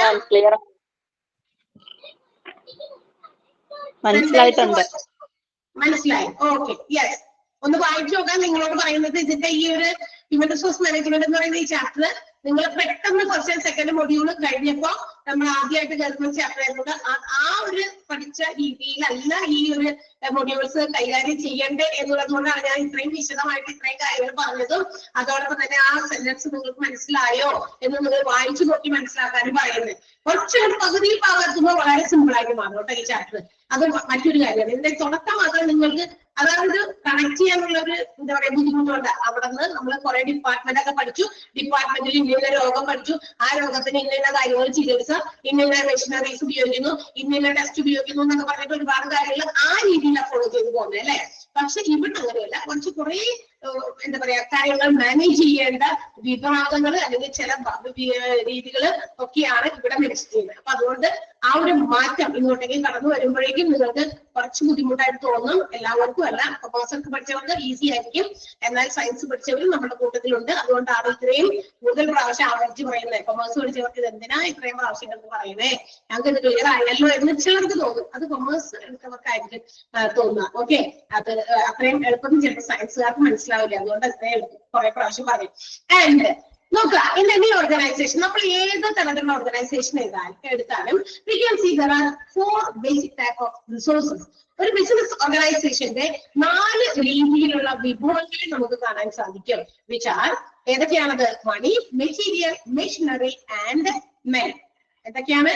മണി, മെറ്റീരിയൽ, മെഷീനറി ആൻഡ് മെൻ എന്ന് വെച്ചാൽ ഒരു ബിസിനസ് സ്റ്റാർട്ട് ചെയ്യാം. ബിസിനസ്സിന് ഏറ്റവും അത്യാവശ്യം വേണ്ട ഒരു കാര്യമാണ് മണി. കാശ് വേണം.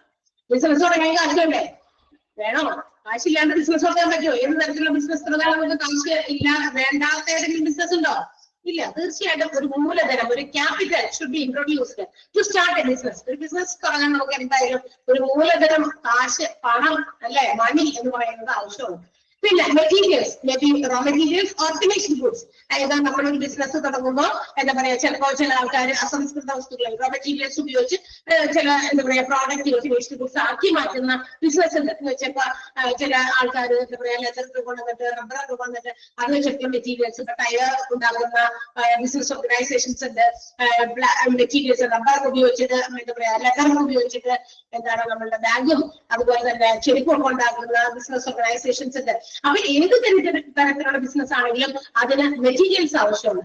അത് ചിലപ്പോ എന്താ പറയാ റോ മെറ്റീരിയൽസ് ആയിരിക്കാം, ഫിനിഷ്ഡ് ഗുഡ്സ് ആയിരിക്കും. ഫിനിഷ്ഡ് ഗുഡ്സ് എന്ന് പറയുമ്പോൾ ചില ആൾക്കാർ പുറത്തുനിന്ന് എവിടെന്നെങ്കിലും എന്താ പറയാ കുറഞ്ഞ വിലയ്ക്ക് കോസ്റ്റ് കുറവായിട്ടുള്ള കാര്യങ്ങൾ അന്വേഷിച്ച് കണ്ടുപിടിച്ച് കുറെ സാധനങ്ങൾ കൊണ്ടുവന്നിട്ട് എന്ത് ചെയ്തു, നമ്മളിവിടെ അവരവരുടെ സ്വന്തം ബിസിനസ്സിൽ കൊണ്ടുവന്നിട്ട് വീണ്ടും റീസെയിലിന് വേണ്ടി അങ്ങനെ ഫിനിഷ്ഡ് പ്രോഡക്ട്സ് എല്ലാം കൊണ്ടുവന്നിട്ട് റീസെയിൽ ചെയ്യും. അതും ബിസിനസ് ആയി കാണുന്നവരുണ്ട്. അപ്പൊ ഏതൊക്കെ ആയിക്കോട്ടെ, ഏത് ബിസിനസ് ആണെങ്കിലും it also needs materials, may be raw materials or finished goods. അതായത് റോ മെറ്റീരിയൽസും അതുപോലെ ഫിനിഷ്ഡ് ഗുഡ്സോ ഏതെങ്കിലുമൊക്കെ ആവശ്യമുണ്ട്. അപ്പൊ മെറ്റീരിയൽസ് ആവശ്യമുണ്ട്. And in order to the proper functioning of the business ശരിയായ രീതിയിൽ ഫംഗ്ഷൻ ചെയ്യാൻ it also needs some machineries. എന്ത് വേണം? എല്ലാ ബിസിനസ് ഓർഗനൈസേഷൻസിലും പല രീതിയിലുള്ള മെഷീൻസ് വേണം. Computer it's a machine. തീർച്ചയായിട്ടും ഇന്ന് കമ്പ്യൂട്ടറൈസ്ഡ് അല്ലാത്ത ഒരു ബിസിനസ് ഓർഗനൈസേഷൻ നമുക്ക് കാണാൻ പറ്റില്ല. ഏറ്റവും ചെറിയൊരു കട നടത്തുന്ന ആളാണെങ്കിലും അവിടുത്തെ കാര്യങ്ങളും ട്രാൻസാക്ഷൻസ് ഒക്കെ നടത്താൻ ഇന്ന് കമ്പ്യൂട്ടർ. കാരണം ഈ അവിടെ വിൽക്കുന്ന സാധനങ്ങളുടെ ഒക്കെ ലിസ്റ്റ് എന്താ പറയാ നമ്മുടെ കമ്പ്യൂട്ടറിൽ സേവ് ചെയ്ത് കൊണ്ടുവന്ന ഒരു കോഡ് വെച്ചിട്ട് അല്ലെ, അതായത് ആ കോഡ് റീഡ് ചെയ്യുന്ന സാധനം ഉണ്ടല്ലോ, അത് വെച്ചിട്ട് ഇങ്ങനെ അവിടെ അതിന്റെ അടുത്ത് കൊണ്ടുവരുമ്പോൾ അതിന് ക്ലിക്ക് ചെയ്യുമ്പോഴേക്കും എന്തൊക്കെയും അതിന്റെ എമൗണ്ടും മറ്റു കാര്യങ്ങളൊക്കെ അവിടെ ഡിസ്പ്ലേ ആകും. എന്നിട്ട് നമുക്ക് അതിൽ നിന്ന് സെലക്ട് ചെയ്യാം അല്ലെ. അങ്ങനെയല്ലേ? ഇങ്ങനെയൊക്കെയല്ലേ നമ്മൾ കാണാറില്ലേ? സൂപ്പർ മാർക്കറ്റിൽ പോകാറുണ്ട്, കടകളിൽ പോകാറുണ്ട്. അപ്പൊ നമ്മൾ കാണാം. അതും അപ്പൊ പലതരത്തിലുള്ള മെഷീൻസ്, കമ്പ്യൂട്ടർ, അതേപോലെ തന്നെ AC, ഒരുപാട് മെഷീൻസ് അല്ലെങ്കിൽ എക്യുപ്മെന്റുകളൊക്കെ ഉപയോഗിക്കുന്നതാണ്. അപ്പൊ മെഷീനറി എന്ന് പറയുന്നത് it's A necessary resource of any business organisation. തീർച്ചയായിട്ടും എല്ലാ ബിസിനസ് ഓർഗനൈസേഷനിലും ഏതെങ്കിലുമൊക്കെ ടൈപ്പ് ഓഫ് മെഷീനറീസ് ഉണ്ടായിരിക്കും. And the last one but not the least one, that is men. Men എന്ന് പറയുന്ന മറ്റൊരു റിസോഴ്സും ഏതിന് ആവശ്യമുണ്ട്? എല്ലാ ബിസിനസ് ഓർഗനൈസേഷനും ആവശ്യമുണ്ട്. എന്താ, men ഇല്ലാതെ ഏതെങ്കിലും ബിസിനസ് ഓർഗനൈസേഷൻ നടത്താൻ പറ്റുമോ? ഇപ്പൊ പ്രസന്റ് അല്ലെങ്കിൽ കറന്റ് സിറ്റുവേഷൻസ് വരെ അത്രയും ഒരു രീതിയിലേക്ക് നമ്മൾ ഡെവലപ്ഡ് ആകിയിട്ടില്ല. ഫ്യൂച്ചറിൽ മേ ബി അങ്ങനെ ആകാം. കാരണം റോബോട്ട്സ് ഒക്കെ കണ്ടുപിടിച്ചുകൊണ്ടിരിക്കുന്നുണ്ട് ഓരോ കാര്യങ്ങളും പ്രവർത്തിപ്പിക്കാനായിട്ട്. മനുഷ്യന്റെ ഉപയോഗം കുറച്ച് പരമാവധി എല്ലാം മെഷീൻസ് കൈയടക്കി തുടങ്ങി എന്നാലും ഇപ്പോഴും ഇപ്പോഴും പല കാര്യങ്ങളും ഓപ്പറേറ്റ് ചെയ്യാൻ men is very very necessary അല്ലെ. മെൻ എന്ന് പറയുന്ന റിസോഴ്സസിന് നമുക്ക് മാറ്റി നിർത്താൻ പറ്റില്ല. ഇപ്പൊ ഞാനിവിടെ നമ്മളിവിടെ ക്ലാസ് എടുക്കുന്നുണ്ട്. ഇതൊരു ഓൺലൈൻ ക്ലാസ് ആണ്. ഇവിടെ കമ്പ്യൂട്ടർ ഇങ്ങനെ ഓൺ ആക്കി വെച്ചത് കൊണ്ട് നിങ്ങളെല്ലാവരും ഇവിടെ ജോയിൻ ചെയ്തിരുന്നത് കൊണ്ട് ഇത് എന്താ ചെയ്യണമെന്നില്ല, ശരിയായ രീതിയിൽ എന്താ പറയാ ക്ലാസ്സുകൾ നടത്തണമെന്നില്ല. ഇത് നമുക്കിവിടെ ഓൺ ചെയ്ത് ഇത് ടെക്നിക്കൽ വിഭാഗമൊക്കെ കൈകാര്യം ചെയ്യാൻ, അല്ലെങ്കിൽ ഇപ്പൊ ഇവിടെ ചിലപ്പോൾ എന്തെങ്കിലും എന്താ പറയാ ഒരു എറർ വന്നു, ഇപ്പൊ ചിലപ്പോൾ ഇങ്ങനെ പോകാറുണ്ടല്ലോ, കണക്ഷൻ പോകുമോ അല്ലെങ്കിൽ എന്തെങ്കിലും കാര്യം വന്നു, അപ്പൊ തന്നെ നമ്മളെ ചെറുക്കനെ വിളിക്കും അല്ലെ, ചെറുക്കം വരും. അപ്പൊ അവനത് കറക്റ്റ് ചെയ്ത് തരും. അപ്പൊ അവിടെ നമുക്കറിയാം ഏതൊക്കെ കാര്യങ്ങളെന്ന് ചില കാര്യങ്ങളൊക്കെ ഹാൻഡിൽ ചെയ്യാനും മനുഷ്യന്റെ നീഡ് ആവശ്യം അവിടെ ഉണ്ട്. അപ്പൊ അവരും എന്താ പറയാ ഒരു ഓർഗനൈസേഷന്റെ മറ്റൊരു റിസോഴ്സ് ആണ്. അപ്പൊ ഈ 4 എമ്മുകളാണ്, 4 M's എന്ന് പറയാൻ നമുക്ക്. 4 M's, ക്യാപിറ്റൽ M ആണ്. 4 എമ്മുകൾ വളരെ ഏറ്റവും എന്താ പറയാ നെസസറി ആയിട്ടുള്ള 4 റിസോഴ്സസ് ആണ്. ഏതൊക്കെയാണത്? Money, material, machinery and men. ആ മെന്നാണ് ഈ പറഞ്ഞ നാലാമത് പറഞ്ഞ മെന്നാണ് നമ്മുടെ ആരായിട്ട് എം കറക്റ്റ് ആക്കാൻ വേണ്ടിയിട്ടാണ് 4 M's ആയിട്ട് പറയാൻ വേണ്ടിയിട്ടാണ് ഇവിടെ മെൻ എന്ന വേർഡ് ഉപയോഗിച്ചിരിക്കുന്നത്. And is represented as human resource. അത് ആ മെന്നാണ് ഇവിടെ ആരായി മാറിയത്? Human resources. അപ്പൊ ഹ്യൂമൻ റിസോഴ്സസ് ഏറ്റവും അത്യാവശ്യമായ മറ്റൊരു ഓർഗനൈസേഷന്റെ റിസോഴ്സ് ആണ്. ഓക്കെ, അപ്പോ ഈ പറയുന്ന രീതിയിൽ ഈ 4 റിസോഴ്സസ് വളരെ അത്യാവശ്യമുണ്ട്. പക്ഷെ ഒരു organisation cannot accomplish its goal without the human efforts എന്ന് പറഞ്ഞിരുന്നത്. മനുഷ്യന്മാരുടെ എഫേർട്ട് ഇല്ലാതെ ഒരു ഓർഗനൈസേഷനും അത് ഉദ്ദേശിക്കുന്ന രീതിയിലുള്ള ലക്ഷ്യം പ്രാപ്തമാക്കാൻ പറ്റില്ല എന്നുള്ളത് ഈ ഏറ്റവും നിയറസ്റ്റ് ഈ ലേറ്റസ്റ്റ് നിമിഷം വരെ അങ്ങനെയാണ് താനും. ഭാവിയിൽ വരാൻ പറ്റില്ല എന്ന് ഞാൻ പറഞ്ഞിട്ടില്ല കേട്ടോ. ഭാവിയിൽ ചിലപ്പോൾ നമുക്കറിയാം ഓരോ വർഷങ്ങൾ ചെല്ലുന്നതോറും, ഓരോ വർഷമൊന്നും വേണ്ട, ഓരോ ദിവസങ്ങൾ ചെല്ലുന്നതോറും പുതിയ പുതിയ അപ്ഡേഷൻസ് നമ്മളുടെ എന്താ പറയാ ചുറ്റുവട്ടത്തിൽ നടക്കുന്നുണ്ട്. ടെക്നോളജി അത്രയും അങ്ങോട്ട് ഇംപ്രൂവ്ഡ് ആകുന്നുണ്ട്. ടെക്നിക്കൽ ആയിട്ടുള്ള ഒരുപാട് കാര്യങ്ങൾ ഇന്ന് ആളുകൾ ഇന്നോവേറ്റ് ചെയ്ത് ഇൻട്രൊഡ്യൂസ് ചെയ്ത് കൊണ്ടുവരുന്നുണ്ട്.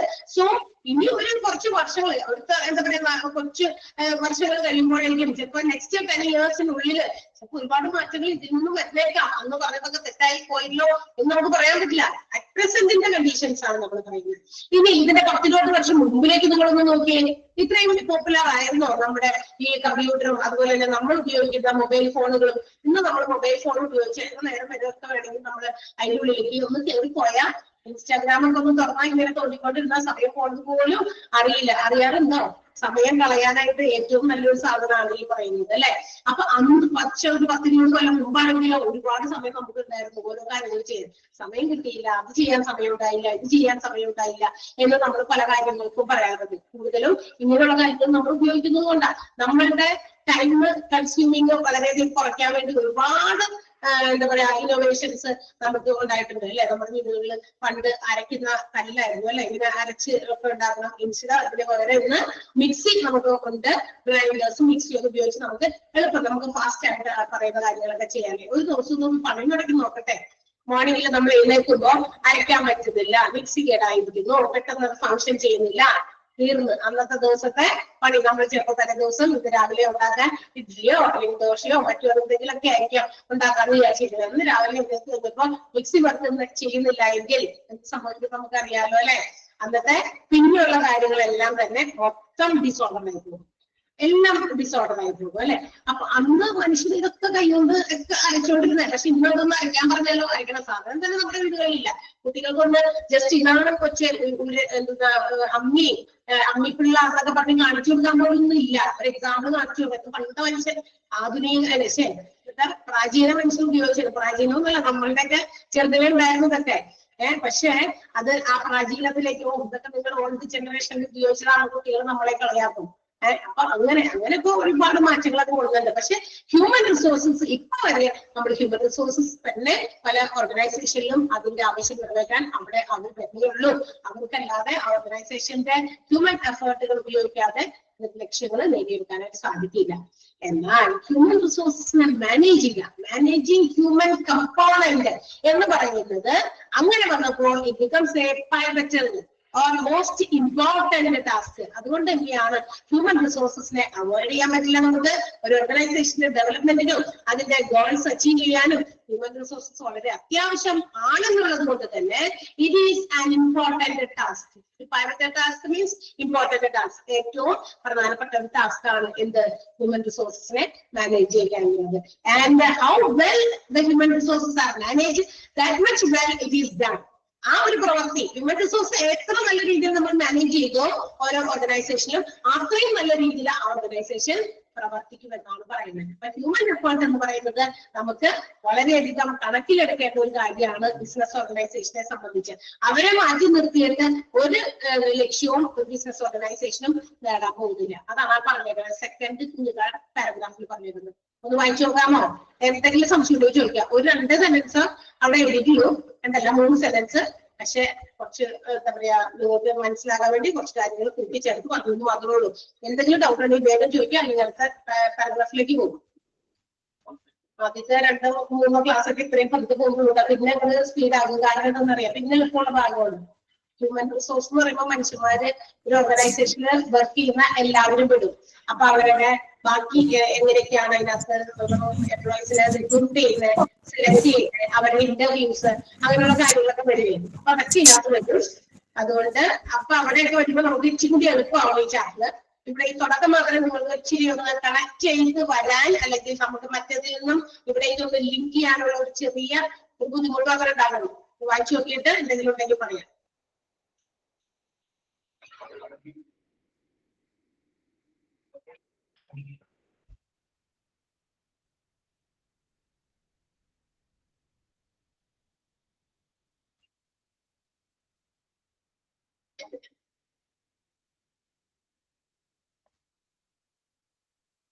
ഇമ്പോർട്ടന്റ് തന്നെയാണ്, most importance. Pivotal means importance.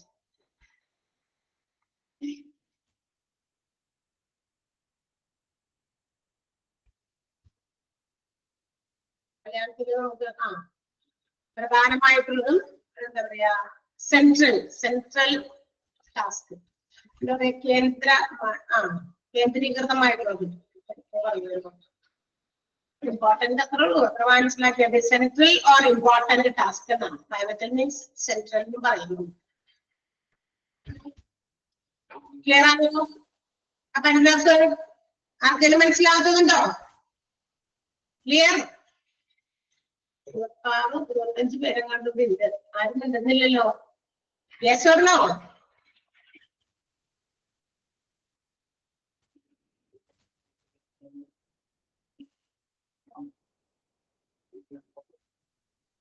Yes.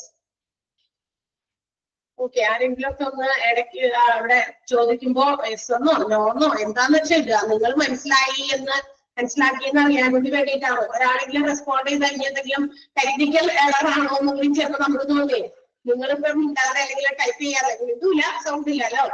അപ്പൊ നിങ്ങൾ അവിടെ എത്തുന്നോ അല്ലെങ്കിൽ എന്തെങ്കിലും ടൈപ്പ് ചെയ്യാതെ ഇടുമ്പോ നമ്മൾ എന്തെങ്കിലും ടെക്നിക്കൽ ഇഷ്യൂ ആണോ, എന്തെങ്കിലും കുട്ടികൾ എന്തെങ്കിലും റെസ്പോണ്ട് ഞാൻ ചോദിച്ചിട്ട് എന്തെങ്കിലും മറുപടി പറയാതിരിക്കില്ലല്ലോ എന്ന് വിചാരിച്ച് ഇങ്ങനെ ഇരിക്കും. പക്ഷെ മറുപടി ഉണ്ടാകും അങ്ങനെ എന്തെങ്കിലും ടെക്നിക്കൽ ഇഷ്യൂ ആണോ എന്ന് വിചാരിച്ച് നോക്കിയിരിക്കും. വെറുതെ സമയം പോകുന്നത് മാത്രം. അപ്പൊ നിങ്ങൾ മനസ്സിലാകുന്നവര് മനസ്സിലായി യെസ് എന്ന് 1-2 പേരെ കിട്ടാനും കുഴപ്പമില്ല. അപ്പൊ നമ്മൾ അതിന്റെ ബാക്കി കണ്ടിന്യൂ ചെയ്യും. ഒരാളെങ്കിലും മനസ്സിലായില്ല എന്ന് പറഞ്ഞാലും അത് ഇടുക. എന്റെ കാര്യം ഞാൻ തന്നെ നോക്കണം, എന്നാലേ നമുക്ക് കാര്യമുള്ളൂ അല്ലെ. നിങ്ങൾക്ക് ഓരോരുത്തർക്കും അങ്ങനെ വിചാരിക്കാം, ഞാൻ എനിക്ക് മനസ്സിലായില്ലോ അവർക്കൊക്കെ മനസ്സിലായിരുന്നു, അപ്പൊ ഞാൻ ഇങ്ങനെ അങ്ങനെ വിഷമം വിചാരിക്കട്ടെ കേട്ടോ. ഒരാള് ക്ലിയർ ആയില്ല എന്ന് പറഞ്ഞു, ഞാൻ ഒരാൾക്ക് വേണ്ടി ബാക്കി 24 പേരെയും നമ്മളവിടെ ഇരുത്തിയിട്ട് പറയും. അതിന് പ്രശ്നമൊന്നുമില്ല. അവരൊക്കെ യെസ് യെസ് എന്ന് പറഞ്ഞത് അതുകൊണ്ട് ഞാൻ പിന്നെ മിണ്ടിയില്ല, എനിക്ക് അതൊന്നും മനസ്സിലായില്ല. ആ രീതിയാവട്ടെ. അത് നമ്മളുടെ ഒരു എന്താ പറയാ ഫോൾട്ടായിട്ട് മാറും. നേരം പഠിപ്പിക്കുന്ന ടീച്ചറിന്റെ കൂടി ഒരു ഫോൾട്ടായിട്ട് മാറും. സോ അതുകൊണ്ടാണ് 10 പ്രാവശ്യം ചോദിക്കുന്നത് ക്ലിയർ ആയോ. കുഞ്ഞി 2 പാരഗ്രാഫ് എടുത്തിട്ടുള്ളൂ. ഓക്കെ, നെക്സ്റ്റിലേക്ക് പോകാണ്. ഇനി ഇനി അങ്ങനെയാണെങ്കിൽ ഈ ഹ്യൂമൻ റിസോഴ്സ് മാനേജേഴ്സ്, അതായത് ഹ്യൂമൻ റിസോഴ്സസിനെ മാനേജ് ചെയ്യുന്ന ആളുകൾ, അവരെ നമുക്ക് എന്താ പറയാ മാനേജേഴ്സ് വിളിക്കാം അല്ലെ. നമ്മൾ ഹോസ്പിറ്റൽ അഡ്മിനിസ്ട്രേഷൻ പഠിക്കുന്ന കുട്ടികളാണ് നിങ്ങൾ. ഇനി ഇതൊക്കെ പഠിച്ച് ഹോസ്പിറ്റൽ അഡ്മിനിസ്ട്രേറ്റേഴ്സ് ആയിട്ട് മാറും. എന്നുവെച്ചാൽ ഹോസ്പിറ്റലിന്റെ മൊത്തം ഡിപ്പാർട്ട്മെന്റുകളായിട്ട് മാനേജ് ചെയ്യുന്ന ആളുകളൊക്കെ ആയിട്ട് മാറുമല്ലോ. അപ്പൊ നമുക്കൊരു മാനേജേഴ്സ് എന്ന് പറയുന്ന ഒരു മാനേജിങ് കേപ്പബിലിറ്റി ഉണ്ടായിരുന്നു. അതിന്റെ ഒരു റെസ്പോൺസിബിലിറ്റി ഉണ്ട് അല്ലെ, നമ്മൾ മാനേജ് ചെയ്യണം. അപ്പൊ ഈ മാനേജ്മെന്റ് എന്ന് പറയുന്നത് not only the behaviour and performance of the people. അപ്പൊ ഇവിടെ നമ്മൾ മാനേജ് ചെയ്യേണ്ടത് ആരെയാ? ഒരു ഓർഗനൈസേഷന്റെ പീപ്പിളിനെയാണ്, മെന്നിനെയാണ്, ഹ്യൂമൻ റിസോഴ്സസിനെയാണ് നമ്മൾ അവരുടെ മാനേജ് ചെയ്യണം. അവരുടെ ബിഹേവിയർ മാനേജ് ചെയ്യണം, അവരുടെ പെർഫോമൻസ് എന്തൊക്കെയാണ് എങ്ങനെയൊക്കെയാണ് നോക്കണം അല്ലെ. ഇപ്പൊ കുറെ ആൾക്കാർക്ക് ഒരു ബിസിനസ് ഓർഗനൈസേഷനിൽ ജോലി കൊടുത്തു. ഈ ജോലി കൊടുത്തിരിക്കുന്ന ആളുകളുടെയൊക്കെ പെർഫോമൻസ് എങ്ങനെയൊക്കെയുണ്ടെന്നൊന്നും അറിയണ്ടേ.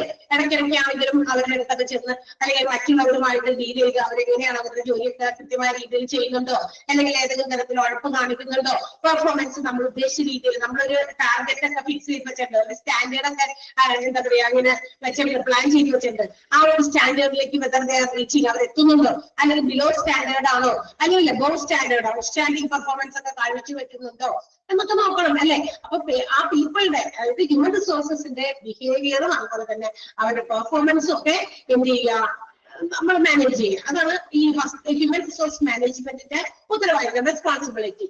അത് മാത്രമല്ല, നോട്ട് ഓൺലി ഈ പറയുന്ന ബിഹേവിയർ ഓഫ് എന്താ പറയാ പീപ്പിളിന്റെ ബിഹേവിയറും അതുപോലെ തന്നെ പെർഫോമൻസും നോക്കുക, മാനേജ് ചെയ്യുക എന്നുള്ളത് മാത്രമല്ല, അവരുടെ ഓൺ ഡിപ്പാർട്ട്മെന്റിന്റെ, അതായത് ഹ്യൂമൻ റിസോഴ്സ് എന്ന് പറയുന്ന ഒരു ഡിപ്പാർട്ട്മെന്റ് ഉണ്ടല്ലോ, അവരുടെ ഓൺ ഡിപ്പാർട്ട്മെന്റും ഈ പറയുന്ന രീതിയിൽ നല്ല രീതിയിൽ പ്രവർത്തിക്കുന്നുണ്ടോ, മാനേജബിൾ ആണോ, എല്ലാ കാര്യങ്ങളും കൃത്യമായി ചെയ്യുന്നുണ്ടോ, പങ്ക്ച്വൽ ആണോ, പെർഫോമൻസ് ഒക്കെ അവർ ഉദ്ദേശിച്ച രീതിയിലേക്ക് എത്തുന്നുണ്ടോ, അതുകൂടി മാനേജ് ചെയ്യണം. ഓക്കെ. അപ്പൊ മറ്റ് ഡിപ്പാർട്ട്മെന്റുകളും മറ്റു കാര്യങ്ങളൊക്കെ നോക്കുന്നുണ്ട്, മറ്റ് എംപ്ലോയീസിനെയൊക്കെ എന്താ പറയാ മാനേജ് ചെയ്യുന്നുണ്ട്, കൺട്രോൾ ചെയ്യുന്നുണ്ട്, അവർക്ക് വേണ്ട കാര്യങ്ങളൊക്കെ എന്തൊക്കെയാണെന്ന് നോക്കി അന്വേഷിക്കുന്നുണ്ട്, അവരുടെ പെർഫോമൻസ് നോക്കുന്നുണ്ട്, അവരുടെ ബിഹേവിയർ നോക്കുന്നുണ്ട്. അത് മാത്രം പോരാ, ഓവറോൾ ഡിപ്പാർട്ട്മെന്റ്, നമ്മളുടെ തന്നെ ഡിപ്പാർട്ട്മെന്റും അത് നല്ല രീതിയിൽ അങ്ങനെയൊക്കെ തന്നെയാണോ, നമ്മുടെ ഡിപ്പാർട്ട്മെന്റിലുള്ള ആളുകളുടെയും പെർഫോമൻസും ബിഹേവിയറും കൂടി മാനേജ് ചെയ്യണം. അതാണ് എന്ത് ചെയ്യേണ്ടത്, ഒരു ഹ്യൂമൻ റിസോഴ്സ് മാനേജർ ചെയ്യേണ്ടത്. മനസ്സിലായോ? ഹ്യൂമൻ റിസോഴ്സ് മാനേജറിന്റെ റെസ്പോൺസിബിലിറ്റി അതാണ്. എന്താണ് മനസ്സിലാക്കേണ്ടത്? Behaviour and performance of the people as well as their own department, അവരുടെ സ്വന്തം ഡിപ്പാർട്ട്മെന്റിന്റെ പെർഫോമൻസും ബിഹേവിയറും മനസ്സിലാക്കുക എന്നതാണ്. കൂടുതൽ എത്രയും കൂടുതൽ എന്താ പറയാ ഓർഗനൈസേഷൻ, ഇപ്പൊ നമുക്കറിയാം എത്രത്തോളം നമ്മൾ ഓരോ ഓർഗനൈസേഷനും അതിന്റെ ഗോൾസ്, ഓരോ ഓർഗനൈസേഷൻ ലാഭം ലക്ഷ്യമാക്കുന്ന ബിസിനസ് ഓർഗനൈസേഷൻസ് ഉണ്ട്, സാമൂഹിക സേവനം നൽകുന്ന ബിസിനസ് ഓർഗനൈസേഷൻസ് ഉണ്ട്, ഇത് രണ്ടും കൂടി മിക്സ് ചെയ്തിട്ടുള്ളതുണ്ട്. അങ്ങനെയൊക്കെ നമ്മൾ കൂടുതൽ കൂടുതൽ ആളുകൾക്ക് ജോലി കൊടുക്കണം എന്നുള്ള ലക്ഷ്യമുള്ള ബിസിനസ് ഓർഗനൈസേഷൻസ് ഉണ്ട്. അപ്പൊ ഇത്രത്തോളം കമ്മിറ്റ്മെന്റ് നമ്മുടെ ബിസിനസിന്റെ ഗോൾസിനുണ്ട് എന്ന് വെച്ചാൽ എത്രത്തോളം കമ്മിറ്റഡ് ആണ് നമ്മൾ ആ ഗോൾസ്, ലക്ഷ്യം വെച്ചിരിക്കുന്ന ലക്ഷ്യങ്ങൾ നേടിയെടുക്കുന്നതിൽ എത്രത്തോളം നമ്മൾ കമ്മിറ്റഡ് ആണോ അത്രയും more greater is the degree of effectiveness. അതായത് ആ ഓർഗനൈസേഷൻ അത്രയും ഇഫക്റ്റീവ് ആയിട്ട് വർക്ക് ചെയ്യുന്നതാണ് പറയുന്നത്. മനസ്സിലായോ? ഒരു ഓർഗനൈസേഷന്റെ ഗോള് നേടിയെടുക്കുന്നതിൽ എത്രത്തോളം ഓരോരുത്തരും കമ്മിറ്റഡ് ആണോ എന്ന് വെച്ചാൽ ഹ്യൂമൻ റിസോഴ്സസിനെ മാനേജ് ചെയ്യുന്ന മാനേജേഴ്സ് അല്ലെങ്കിൽ ഹ്യൂമൻ റിസോഴ്സ് ഡിപ്പാർട്ട്മെന്റ്, അങ്ങനെ ഒരു മാനേജ് ചെയ്യുന്ന ഡിപ്പാർട്ട്മെന്റ് ഉണ്ടെങ്കിൽ അവർ എത്രത്തോളം അവരുടെ ജോലിയിൽ കമ്മിറ്റഡ് ആണ്, ഓർഗനൈസേഷന്റെ ഗോൾസ് ലക്ഷ്യം വെച്ചിരിക്കുന്ന ലക്ഷ്യങ്ങൾ നേടിയെടുക്കാനായിട്ട് കമ്മിറ്റഡ് ആണോ അത്രയും കൂടുതൽ ഇഫക്റ്റീവായിട്ട് ഓർഗനൈസേഷൻ ഫങ്ഷൻ ചെയ്യും എന്നാണ് പറയുന്നത്. അതാണ് ആ സെന്റൻസ് പറഞ്ഞിരിക്കുന്നത്. ദ ഗ്രേറ്റർ എന്ന് പറയുന്ന ഒരു സംഭവം നമ്മൾ പഠിച്ചിട്ടുണ്ടല്ലോ അല്ലെ, ഇംഗ്ലീഷിലൊക്കെ പഠിച്ചിട്ടുള്ള ഒരു സാധനമാണ്.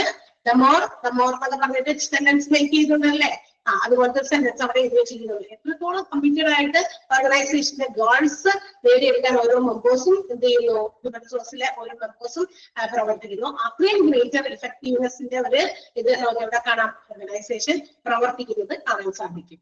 ക്ലിയർ ആണോ? മനസ്സിലായോ? ഈ ഒരു പേജ് ഫുള്ളും നമുക്ക് ഇമ്പോർട്ടന്റ് ആണ്. ഈ പേജിൽ ഒരുപാട് ക്വസ്റ്റ്യൻസ് ചോദിക്കാനായിട്ട് സാധ്യതയുണ്ട്. അതിൽ ഒന്നാമത്തെ സെന്റൻസ് തന്നെ, അതായത് first sentence in order to achieve the organisational goals എന്ന് പറയുന്നത്, അത് ആ ഒരു പാരഗ്രാഫിനകത്ത് വരുന്ന ആദ്യത്തെ സെന്റൻസ്. അതുപോലെ തന്നെ ഫോർ ടൈപ്സ് ഓഫ് റിസോഴ്സസ്, ആ സെന്റൻസിലെ മണി, മെറ്റീരിയൽ, മെഷീനറി ആൻഡ് മെൻ എന്ന് പറയുന്നത് ആ നാലെണ്ണം. ആ മെഷീനറി എന്ന് പറയുന്നത് എല്ലാം ബന്ധപ്പെട്ട എല്ലാ മെഷീൻസും ഫിക്സഡ് ആയിട്ടുള്ള എല്ലാ അസറ്റുകളും ഇതിനകത്ത് പെടുന്നുണ്ട്. അസറ്റ് എന്ന് പറഞ്ഞാൽ അറിയാലോ അല്ലെ, അസറ്റ് എന്ന് പറഞ്ഞാൽ എന്താണ്, ഫിക്സഡ് അസറ്റ് എന്ന് പറഞ്ഞാൽ ആസ്തി. ആസ്തി എന്നാണ് മലയാളത്തിൽ അതിന്റെ word meaning. Building, land, machineries, plant, ഇതൊക്കെ അസറ്റുകളാണ്. അപ്പൊ ഇത്തരം അസറ്റുകളും അല്ലെങ്കിൽ പിന്നെ ഉള്ളത് ഹ്യൂമൻ റിസോഴ്സ്, അതായത് മെന്നാണ്. അത് ആ 4 റിസോഴ്സസ് വരുന്ന സെന്റൻസ് നമുക്ക് ഇമ്പോർട്ടന്റ് ആണ്. പിന്നെ മാനേജിങ് ദ ഹ്യൂമൻ കമ്പോണന്റ്, ആ സെന്റൻസ് ഇമ്പോർട്ടന്റ് ആണ്. അപ്പൊ ഓരോ സെന്റൻസ് വൈസ് ഒന്ന് നിങ്ങൾക്ക് അണ്ടർലൈൻ ചെയ്തിട്ട് ആ ഒരു സെന്റൻസ് ഇട്ടാണ്. ഇനി മറ്റൊരു സെന്റൻസ് 3ാമത്തെ പാരഗ്രാഫിൽ ആദ്യത്തേതാണ് as a result. As a result എന്നില്ലെങ്കിൽ കുഴപ്പമില്ല. The managers have prime responsibility not only for the behaviour and performance of other people but also their own departments. മറ്റുള്ള ആളുകളുടെ ബിഹേവിയറും പെർഫോമൻസും നോക്കുക, മാനേജ് ചെയ്യുക എന്നുള്ളത് മാത്രമല്ല മാനേജറിന്റെ പ്രാഥമികമായിട്ടുള്ള ഉത്തരവാദിത്തം, പിന്നെ തന്റെ സ്വന്തം ഡിപ്പാർട്ട്മെന്റ് കൂടി മാനേജ് ചെയ്യുന്നുണ്ട്. ആ സെന്റൻസ് ക്ലിയർ ആയോ? 3ാമത്തെ പാരഗ്രാഫിൽ ആദ്യത്തെ സെന്റൻസ് അണ്ടർലൈൻ ചെയ്യാം. ഓക്കെ. പിന്നെ അടുത്ത പാരഗ്രാഫിനകത്തും ഇഷ്ടംപോലെ കാര്യങ്ങളൊക്കെ ഉണ്ട്. 3 സെന്റൻസ് ആണ് ഞാൻ മാർക്ക് ചെയ്യാൻ പറഞ്ഞത്. 1ാമത്തെ പാരഗ്രാഫിൽ ആ പാരഗ്രാഫ് ഫുള്ള്. 2ാമത്തെ പാരഗ്രാഫില് ആ 4 resources, money, material, machinery, men, അല്ലെങ്കിൽ പ്രാക്ടിക്കലി ഹ്യൂമൻ റിസോഴ്സ് ഉണ്ട്. അത് ആ പാരഗ്രാഫിൽ തന്നെ managing the human component is the pivotal and most important task എന്നുള്ള സെന്റൻസ്. അടുത്ത പാരഗ്രാഫില് the manager have a prime responsibility not only the behaviour and performance of the people other people but also their own departments. ആ sentence clear ആണല്ലോ? ഈ page തന്നെ full important ആണ്. Okay. ഇത്രയും എടുത്തപ്പോഴേക്കും തന്നെ സമയം ഇത്രയായി. ഓക്കെ. നമ്മൾ ആ ഒരു ഹ്യൂമൻ റിസോഴ്സ് മാനേജ്മെന്റിലേക്ക് എത്താൻ ഇച്ചിരി സമയം എടുത്തതുകൊണ്ടാണ് അത്രയും വൈകിയത്. ഓക്കെ. ഇനി അപ്പൊ വീണ്ടും പറയുന്നതാണ് human resource of people are the major component of any business organisation. ഏത് ബിസിനസ് ഓർഗനൈസേഷൻ എടുത്താലും അവിടുത്തെ ഏറ്റവും ഇമ്പോർട്ടന്റ് ആയിട്ടുള്ള കമ്പോണന്റ് അല്ലെങ്കിൽ റിസോഴ്സ് എന്ന് പറയുന്നത് ഹ്യൂമൻ റിസോഴ്സ് ആണെങ്കിൽ പീപ്പിൾ അറ്റ് വർക്ക്, ഈ ജോലിക്ക് തന്നെ ആൾക്കാരെയാണ് ഈ പറയുന്നത് ഹ്യൂമൻ റിസോഴ്സ് എന്ന് പറയുന്നത്. ഒരു ഓർഗനൈസേഷന്റെ ഒരു റൂഫിന്റെ കീഴിൽ വന്നിട്ട് ഒരുപാട് പേരും കൂടി ജോലി ചെയ്യും. ഒരു ഹോസ്പിറ്റലിലാവുമ്പോ ഒരുപാട് ഡോക്ടേഴ്സ് ഉണ്ട്, നഴ്സുമാർ ഒരുപാടുണ്ട് അല്ലെ. നഴ്സസ് തന്നെ എത്ര വിഭാഗത്തിലുണ്ടെന്നൊക്കെ നമ്മൾ പഠിച്ചിട്ടുണ്ട് ഓൾറെഡി അല്ലെ. നഴ്സിംഗ് അഡ്മിനിസ്ട്രേഷൻ എന്ന് പറഞ്ഞ ചാപ്റ്റർ പഠിച്ചോ നിങ്ങള്? ഇല്ലേ? പഠിക്കാൻ പോണല്ലോ? പഠിച്ചോ? ഇല്ലേ? മൊഡ്യൂളായിരിക്കും. ആണോ? പറയേ. ആണോ? പഠിച്ചിട്ടില്ല. ഓക്കെ. 3 മൊഡ്യൂളാണ്. അപ്പൊ പഠിക്കും. അപ്പൊ ഈ നഴ്സസ് തന്നെ ഒത്തിരി വിഭാഗങ്ങളുണ്ട്. നഴ്സിംഗ് സൂപ്പർവൈസർ ഉണ്ട്, അതുപോലെ തന്നെ ഡയറക്ടർ ഉണ്ട്, നഴ്സിംഗ് സ്റ്റാഫ് ഉണ്ട്, നഴ്സിംഗ് ഇൻചാർജ് ഉണ്ട്, അങ്ങനെ ഓരോ വിഭാഗങ്ങൾ പഠിച്ചു. 2nd മൊഡ്യൂളായിരിക്കും അല്ലെ? പഠിച്ചപ്പോ ഇല്ലെന്ന് പറഞ്ഞാരാ? ഓക്കെ. ഞാൻ 3rd മൊഡ്യൂളാണോ എന്ന് വിചാരിച്ചു. 2nd മൊഡ്യൂൾ പഠിച്ചു. അപ്പൊ എന്റെ തെറ്റല്ല, കുഴപ്പമില്ല. ഓക്കെ. അപ്പൊ ഹ്യൂമൻ റിസോഴ്സ് എന്ന് പറയുന്നത് ഈ പറയുന്ന എല്ലാവരും കൂടി കളക്റ്റീവ് ആയിട്ടാണ്. ഒരു പീപ്പിൾ അറ്റ് വർക്ക്, ഒരു വർക്കിംഗ് സിറ്റുവേഷനിൽ വന്നുകൂടുന്ന എല്ലാ മനുഷ്യന്മാരും കൂടി ഒരുമിച്ച് വരുന്ന പേരാണ് ഇത് ഹ്യൂമൻ റിസോഴ്സ്. അത് ഏറ്റവും ഇമ്പോർട്ടന്റ് ആയിട്ടുള്ള ഒരു കമ്പോണന്റ് ആണ് ഒരു ഓർഗനൈസേഷനിലെ. അപ്പൊ ഈ ഒരു ഹ്യൂമൻ റിസോഴ്സസിന്റെ എന്താ പറയാ, ഹ്യൂമൻ റിസോഴ്സസ് ആണ് ഒരു ബിസിനസ് ഓർഗനൈസേഷന്റെ സക്സസ് എന്ന് പറയുന്നത്. ഒരു ബിസിനസ് ഓർഗനൈസേഷന്റെ വിജയത്തിലേക്ക് എത്തുന്നതിന് ഏറ്റവും കൂടുതൽ എന്താ പറയാ പങ്കുവഹിക്കുന്ന, ഇമ്പോർട്ടന്റ് ആയിട്ടുള്ള ഒരു റോൾ വഹിക്കുന്നത് ആരാ? ഹ്യൂമൻ റിസോഴ്സസ് ആണ് എന്ന് പറയും. മറ്റേതെങ്കിലും തരത്തിലുള്ള റിസോഴ്സസ് എന്ന് വെച്ചാൽ മറ്റേതെങ്കിലും ഫിസിക്കൽ ആയിട്ടുള്ള, ടെക്നിക്കൽ ആയിട്ടുള്ള, അല്ലെങ്കിൽ സാമ്പത്തികപരമായിട്ടുള്ള എന്ത് തന്നെ ഉണ്ടെങ്കിലും അതിനെല്ലാം പുറമെ ഏറ്റവും ഇമ്പോർട്ടന്റ് ആയിട്ടുള്ള എന്താ പറയാ ഒരു ഒരു ഓർഗനൈസേഷന്റെ വിജയത്തിന് ഏറ്റവും ഡിപ്പെൻഡബിൾ ആയിട്ടുള്ള കാര്യമാണ് ഹ്യൂമൻ റിസോഴ്സ്. എന്നാൽ ഏറ്റവും കൂടുതൽ പ്രശ്നങ്ങൾ ഉണ്ടാകും ഈ ഹ്യൂമൻ റിസോഴ്സസ് തന്നെയാണ്. അതാണ് വേറൊരു കാര്യം. മനസ്സിലായോ? ഇപ്പൊ ഒരു കമ്പ്യൂട്ടർ അതിന് എന്തെങ്കിലും പറ്റിക്കഴിഞ്ഞാൽ അതിന്റെ ടെക്നിക്കൽ കാര്യങ്ങളൊക്കെ അറിയാവുന്ന ഒരാളെ കൊടുത്താൽ ശരിയാക്കാൻ പറ്റും അല്ലെ. പക്ഷേ അതുപോലെ തന്നെ മറ്റെന്ത് സാമ്പത്തികമായിട്ടുള്ള ഒരു പ്രശ്നം ഉണ്ടെങ്കിൽ നമുക്ക് എവിടെ നിന്നെങ്കിലും ഫിനാൻഷ്യൽ അസിസ്റ്റൻസ് കിട്ടുന്ന എവിടെ നിന്നൊക്കെ ഫണ്ടൊക്കെ റേസ് ചെയ്തെടുക്കാൻ പറ്റും. വലിയ പ്രശ്നമൊന്നുമില്ല അല്ലെ. അതുപോലെ തന്നെ മറ്റേതെങ്കിലും തരത്തിലുള്ള ഫിസിക്കലായിട്ടുള്ള മറ്റെന്തെങ്കിലും ആക്ടിവിറ്റീസിൽ നമുക്ക് എന്തെങ്കിലും പ്രശ്നങ്ങളൊക്കെ ഉണ്ടെങ്കിൽ അതൊക്കെ നമുക്ക് എളുപ്പം സോൾവ് ചെയ്യാൻ പറ്റും. എന്നാൽ ഹ്യൂമൻ റിസോഴ്സ് എന്ന് പറയുന്നത് ഏറ്റവും ഇമ്പോർട്ടന്റ് ഘടകമാണ് സക്സസ് ഓഫ് എനി ഓർഗനൈസേഷൻ. ഏതൊരു ബിസിനസിന്റെയും വിജയത്തിന്റെ പിന്നിൽ ഏറ്റവും അത്യാവശ്യമുള്ള ഹ്യൂമൻ റിസോഴ്സ് ആണ്. എന്നാൽ അത് മാത്രമല്ല ഏറ്റവും കൂടുതൽ പ്രശ്നങ്ങൾ ഉണ്ടാകുന്നതും ഹ്യൂമൻ റിസോഴ്സസിലാണ്. വൈ അല്ലെങ്കിൽ ഹൗ, എങ്ങനെ, എന്തുകൊണ്ടാണ് അങ്ങനെ പറയാൻ കാരണം? കൂടുതൽ ഇഷ്യൂസ് ഉണ്ടാകുന്നത് മനുഷ്യന്മാരുടെ എണ്ണമാണ് അല്ലെ. പ്രശ്നങ്ങൾ ഉണ്ടാകും. കാരണം എന്തെങ്കിലും പ്രശ്നം ഇല്ലാതിരിക്കും. നമ്മുടെ ഒരു വീട്ടിൽ തന്നെ നമ്മൾ 3, 4, 5 പേര് ഉള്ളത് എന്തൊക്കെ പ്രശ്നങ്ങളാണ് കിടക്കുന്നത് അല്ലെ. മക്കളെ നേരെ നിർത്താൻ പറ്റില്ല, അല്ലെങ്കിൽ അച്ഛനമ്മമാരുണ്ട്, അവരുടെ കാര്യങ്ങൾ നോക്കണം. ഇതുങ്ങളൊക്കെ തന്നെ മാനേജ് ചെയ്യുന്നത് നമ്മളുടെ എന്താ പറയാ ക്ഷമ നശിച്ചിരിക്കുന്ന ഒരു കാര്യമാണ്. അതേസമയമാണ് നമ്മൾ എന്ത് ചെയ്യുക, ഒരു 500 എംപ്ലോയീസ് അല്ലെങ്കിൽ വർക്കേഴ്സ് ഒക്കെ ഉള്ള ഒരു ഗ്രൂപ്പിന്റെ കീഴിൽ ഒരു ഓർഗനൈസേഷനിൽ, അതുപോലെ ഹോസ്പിറ്റൽ പോലെയുള്ള ഒരു ഓർഗനൈസേഷനിൽ വർക്ക് ചെയ്യാനായിട്ട് നമ്മൾ ചെന്നിരിക്കുന്നത്.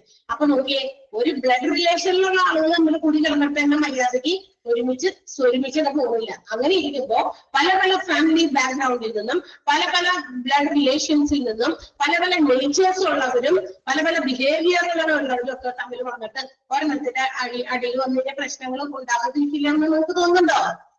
പ്രശ്നങ്ങളുണ്ടാകും. അപ്പൊ ഇത് വളരെ ഇമ്പോർട്ടന്റ് ആയിട്ടുള്ള കാര്യമാണ് അല്ലെ. Most of the problems in organisation സെറ്റിംഗ്സിലും ഉണ്ടാകുന്നത് ഹ്യൂമൻ തന്നെയാണ്, അതല്ലാതെ മറ്റൊന്നും അല്ല എന്നാണ് അവർ പറയുന്നത്. അങ്ങനെ വരുമ്പോ നമുക്കറിയാം, ഇപ്പൊ വർക്ക് പ്ലേസിൽ വരുന്ന ഹ്യൂമൻ റിസോഴ്സസിലെയും പീപ്പിളിനെ നമ്മൾ നോക്കിക്കഴിഞ്ഞാൽ we can see some similar patterns. അവരുടെ ബിഹേവിയറിൽ കുറച്ച് ചിലപ്പോൾ സിമിലാരിറ്റീസ് ഉണ്ടായിരിക്കും അല്ലെ. ഒരു പെരുമാറ്റ രീതിയിൽ ചിലപ്പോൾ ചില സാമ്യതകൾ ഉണ്ടായിരിക്കാം, അതുപോലെ തന്നെ സ്വഭാവ സവിശേഷതകളിൽ സാമ്യത ആയിരിക്കും. പക്ഷേ കൂടുതലും വ്യത്യസ്തതകളായിട്ടുള്ളൂ. അവരുടെ പെരുമാറ്റ രീതികളിൽ ചില സാമ്യങ്ങൾ ഉണ്ടാകാം, വളരെ കുറച്ച്. എന്നാൽ കൂടുതലും എന്താണ്, സാമ്യമില്ലായ്മയൊക്കെ നമുക്ക് കൂടുതൽ കാണാൻ സാധിക്കാം. എന്ന് വെച്ചാൽ കുറച്ച് ആൾക്കാരെ നമ്മളൊന്ന് നിരീക്ഷിച്ചാൽ എല്ലാവരും പല പല രീതിയാണ്, വ്യത്യസ്ത സ്വഭാവ രീതികൾ, പെരുമാറ്റം അതേപോലെ പോലെയല്ല. ഞങ്ങൾ ഇങ്ങനെയാണ് അല്ലെ, വ്യത്യാസമുണ്ട്. കാരണം ഓരോരുത്തരും അവരവരുടെ ബാക്ക്ഗ്രൗണ്ടിൽ നിന്ന് വരുമ്പോ അവരുടെ രീതികളിൽ എങ്ങനെയാണോ പെരുമാറുന്നത് അല്ലെങ്കിൽ ബിഹേവ് ചെയ്യുന്നത്, അവരുടെ ആ നേച്ചർ എന്താണ്, ആ രീതിയിലാണ് അവിടെയും പ്രവർത്തിക്കുള്ളൂ. കുറെ താമസിക്കും ഇതൊക്കെ ഒന്ന് ഒരുപോലെ ആകാൻ, അല്ലെങ്കിൽ മറ്റുള്ളവരിൽ നിന്നും നല്ല രീതിയിൽ നല്ല പെരുമാറ്റങ്ങളിലേക്കൊക്കെ വരാൻ കുറച്ച് സമയം പോകും. പിന്നെ ഞാൻ സ്വന്തമായിട്ട് ചിന്തിക്കുകയാണ്, എനിക്കെന്തിന് വൈഷുട്ടായി, ഞാൻ എന്തിനു മാറണം അവരുടെ പെരുമാറ്റത്തിലേക്ക്, അല്ലെങ്കിൽ എന്റെ പെരുമാറ്റത്തിൽ ഞാനൊന്ന് മാറ്റം വരുത്തണം. അങ്ങനെയുള്ള ഒരു റിജിഡ് സ്വഭാവത്തിലൊക്കെ നമ്മൾ നിന്ന് കഴിഞ്ഞാൽ അവിടെ മാറ്റങ്ങളും വരാൻ പോകുന്നില്ല. അപ്പൊ പ്രശ്നങ്ങൾ കൂടുതലും ഇത്തരം എന്താ പറയുക ഹ്യൂമൻ റിസോഴ്സുമായിട്ടാണ് ഉണ്ടാകുന്നത്. അപ്പൊ പ്രശ്നങ്ങൾ കൂടുതലുള്ളവർക്കാണ് എന്ത് വേണ്ടേ, കൂടുതൽ മാനേജ്മെന്റ് വേണ്ടത്. ഓക്കെ, അതുകൊണ്ടാണ് ഹ്യൂമൻ റിസോഴ്സ് മാനേജ്മെന്റ് എന്ന് പറയുന്ന ഇത്തരം കാര്യങ്ങളൊക്കെ കൊണ്ടുവന്നിരിക്കുന്നത്. ഇന്ന് പല ഓർഗനൈസേഷനിലും ഇതുപോലെയുള്ള കാര്യങ്ങളൊക്കെ മാനേജ് ചെയ്യാൻ, എംപ്ലോയീസ് തമ്മിലുള്ള പ്രശ്നങ്ങൾ, അവരുടെ ഇഷ്യൂസ്, പ്രോബ്ലംസ്, അവർ ഫേസ് ചെയ്യുന്ന ഇതിലും തരത്തിലുള്ള ഡിഫിക്കൽട്ടീസ്, ഇതൊക്കെ നമുക്ക് മാനേജ് ചെയ്ത് കൺട്രോളിലേക്ക് കൊണ്ടുപോകണം. ഇവരെ തൃപ്തിപ്പെടുത്തിയാൽ, അവരെ സാറ്റിസ്ഫൈ ചെയ്താൽ മാത്രമേ ഒരു ഓർഗനൈസേഷന് അതിന്റെ സക്സസിലേക്ക് എത്താൻ പറ്റുള്ളൂ. അത് ആദ്യം തന്നെ മനസ്സിലാക്കണം. അതില്ലാതെ യാതൊരു കാര്യവും ഉണ്ടാവില്ല. ഓക്കെ, ഇനി നമുക്കറിയാം, നമ്മൾ ഈ വർക്ക് പ്ലേസിൽ നമുക്ക് വരുമ്പോ നമുക്ക് നമ്മളുടേതായ ആവശ്യങ്ങളുണ്ട്, നീഡ്സ് ഉണ്ട്. We have our own goals and we have our own experience. എനിക്ക് എന്റേതായ ലക്ഷ്യമുണ്ട്, എന്റെ ആവശ്യമുണ്ട്, എനിക്ക് എന്റേതായ അനുഭവ സമ്പത്തുണ്ട്, ഇതെല്ലാം ഉണ്ട്. ഇതൊക്കെ നമുക്ക് എവിടെ നിന്ന് കിട്ടുന്നത്? We get from our biological inheritance. തീർച്ചയായിട്ടും കുറച്ചൊക്കെ നമ്മളുടെ എന്താ പറയാ പാരമ്പര്യമായിട്ട് കിട്ടും. പറയാറില്ലേ, നമ്മള് അച്ഛന്റെ സ്വഭാവം കിട്ടിയിരിക്കുന്നു, അമ്മയുടെ സ്വഭാവം കിട്ടിയിരിക്കുന്നു, അപ്പന്റെ സ്വഭാവം കിട്ടിയിരിക്കുന്നേ, അതുകൊണ്ടാണ് ഇങ്ങനെ എന്നൊക്കെ പറയില്ലേ നമ്മള്. ചില ആളുകളൊക്കെ മിക്കവാറും എപ്പോഴും നമ്മള് അങ്ങനെ ഒരു കമ്പാരിസൺ ചെയ്യാറുണ്ട്.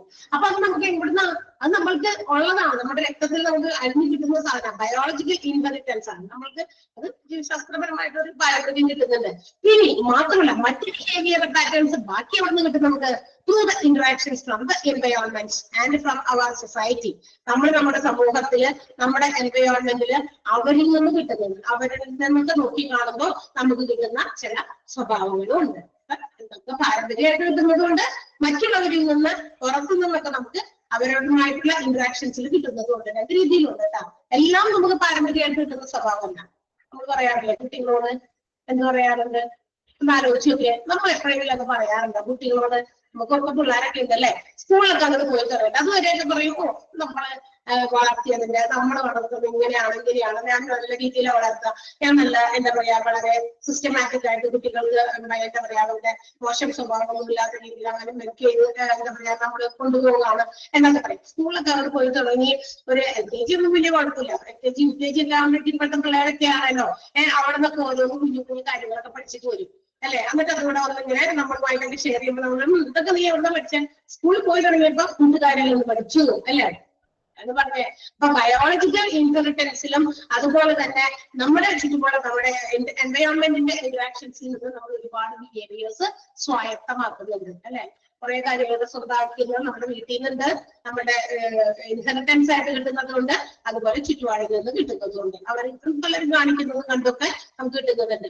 ഇതെല്ലാം ഉണ്ടെങ്കിലും എല്ലാ മനുഷ്യരും ഒരേ സ്വഭാവ രീതിയിലുള്ളവരല്ല, ഒരേ ബിഹേവിയറൽ പാറ്റേൺ ഫോളോ ചെയ്യുന്നവരുമല്ല, എല്ലാവരും വ്യത്യസ്തരാണ്. ഇനി എന്തിനാണ് why the people come to work place? എന്തിനാ ആൾക്കാർ ജോലിക്ക് പോകുന്നത്? എന്താ കാര്യം? ജോലിക്ക് പോണതിന്റെ കാര്യം എന്താ? എന്ത് ലക്ഷ്യത്തിന് വേണ്ടിയിട്ട് ആളുകൾ ജോലിക്ക് പോകുന്നത് നിങ്ങൾ പറയാമോ? എന്താണ് ആള്? To earn money. തീർച്ചയായിട്ടും കാശുണ്ടാക്കാൻ വേണ്ടിയിട്ടാ. ടു ഏൺ മണി, ഒരു സ്ഥിരമായ ഒരു വരുമാനം, ചെറുതെങ്കിലും എന്റെ സ്വന്തം ആവശ്യങ്ങൾ നടത്താൻ, അത് മറ്റുള്ളവരുടെ കൈ നീട്ടേണ്ട. ഇന്ന് അതൊക്കെ പണ്ടത്തെ ചിന്താഗതിയൊക്കെ മാറി. പണ്ടങ്ങനെയല്ല അല്ലെ? സ്ത്രീകൾക്ക് എന്താ പറയാ, പുറത്തൊന്നും പോയി ജോലി കൊടുക്കില്ല, അത്രയൊക്കെ പഠിച്ചാൽ മതി. കാരണം വേറെ ഒരാളുടെ വീട്ടിൽ പോയിട്ട് അവിടുത്തെ ജോലികളൊക്കെ ചെയ്യാനുള്ളവരല്ലേ. അപ്പൊ തീർച്ചയായിട്ടും ഇത്രയൊക്കെ പഠിച്ചാൽ മതി, ആൺകുട്ടികളൊക്കെ കുറച്ച് കൂടുതൽ പഠിക്കട്ടെ എന്നുള്ള രീതിയായിരുന്നു അല്ലെ. ആണുങ്ങളാണ് ഒരു earning number of the family എന്നാണ് ഒരു കാലഘട്ടം വരെയൊക്കെ ആളുകൾ ചിന്തിച്ചിട്ട്. ഇന്ന് രണ്ടു കൂട്ടരും ഈക്വലി എന്താ പറയാ, ഒരു വീട്ടില് അവരവരുടെ കാര്യങ്ങൾ ചെയ്യാൻ ഇമ്പോർട്ടന്റ് ആയിട്ട് ഈക്വൽ ആയിട്ട് രണ്ടുപേർക്കും അവരുടേതായ ഉത്തരവാദിത്തമുണ്ട്. തീർച്ചയായിട്ടും രണ്ടുപേരും ജോലിക്ക് പോട്ടെ, അപ്പൊ എനിക്കും എന്റേതായ ഒരു വരുമാന മാർഗം വേണം എന്ന്. നമ്മൾ ഇന്ന് കുട്ടികളെ വളർത്തുന്നുണ്ട്, അവർക്ക് ഒരു ജോലി, സ്ഥിരമായ ജോലി വരുന്നത് വരെ അവര് നമ്മളുടെ കീഴിൽ തന്നെ നിൽക്കട്ടെ അല്ലെ, മറ്റു കാര്യങ്ങളിലേക്ക് പോകുന്നില്ല. പണ്ടൊക്കെ എന്ന് പറഞ്ഞു കഴിഞ്ഞാൽ 18 ഒക്കെ വയസ്സാകുമ്പോഴേക്കും പെൺകുട്ടികളെയൊക്കെ വെച്ചിട്ട് മാരേജ് ചെയ്ത് വിടും അല്ലെ. പക്ഷെ ഇന്ന് അങ്ങനെയല്ല. ഇന്ന് കുട്ടികളുടെയും ചിന്താഗതിയൊക്കെ മാറി തുടങ്ങി. കാരണം അവർക്ക് അവരുടെ സ്വന്തം കാലില് അവർക്കൊരു സ്റ്റാൻഡ് ഉണ്ടാകണം എന്നാണ്. അവര് ഏൺ ചെയ്യണം, ഇൻകം ഏൺ ചെയ്യുന്ന രീതിയിലേക്ക് എത്തണം.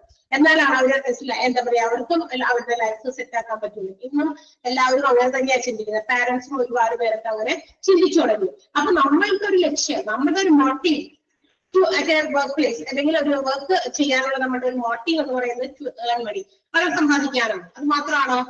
ഇല്ല. ചില ആളുകൾക്ക് ഇങ്ങനെ ഒരു ലക്ഷ്യമുണ്ട്, ടു ഗെറ്റ് ആൻ എംപ്ലോയ്മെന്റ്, ഒരു ജോലി വേണം എന്നുള്ള ഉദ്ദേശം മാത്രമേ ഉള്ളൂ.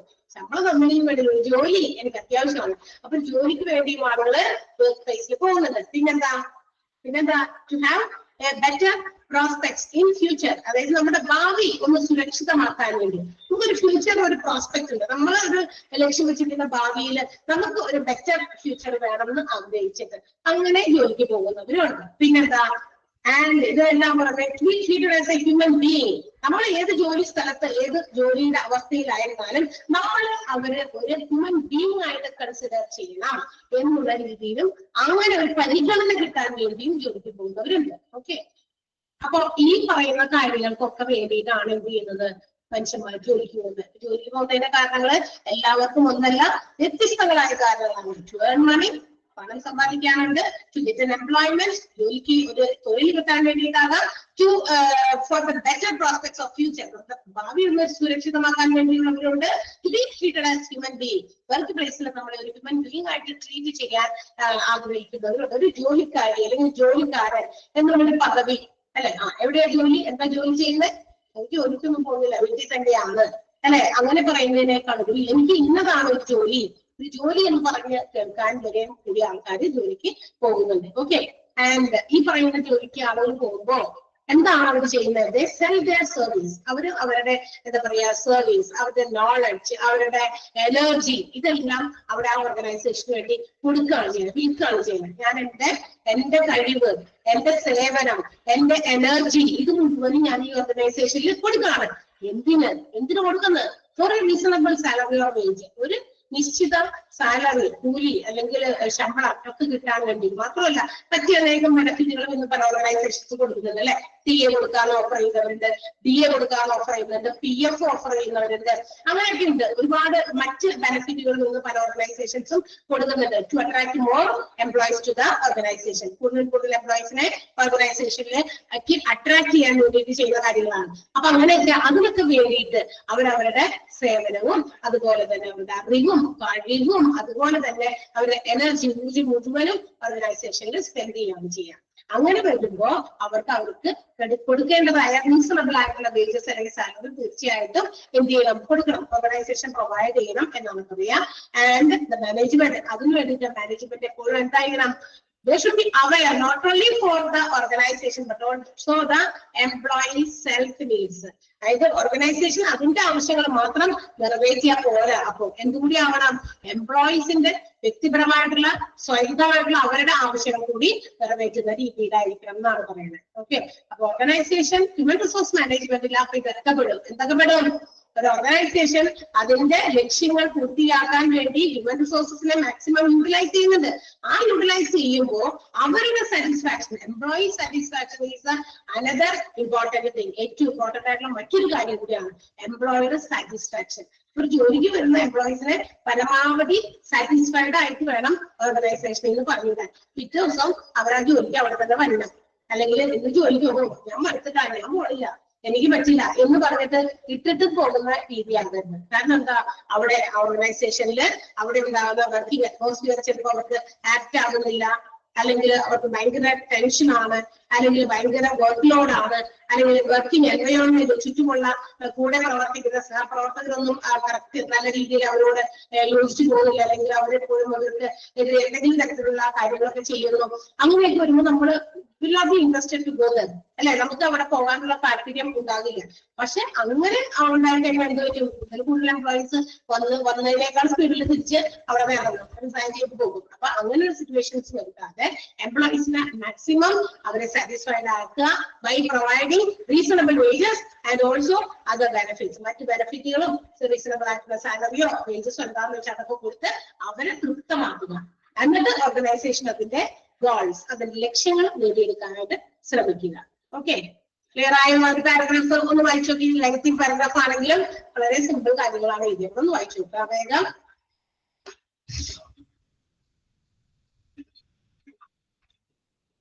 എന്തെങ്കിലും ഉണ്ടെങ്കിൽ ചോദിക്കാം. ഇച്ചിരി വലിയ പാരഗ്രാഫാണ്, വായിച്ചു നോക്കിയിട്ട് സംശയം ഉണ്ടെങ്കിൽ ചോദിക്കാം.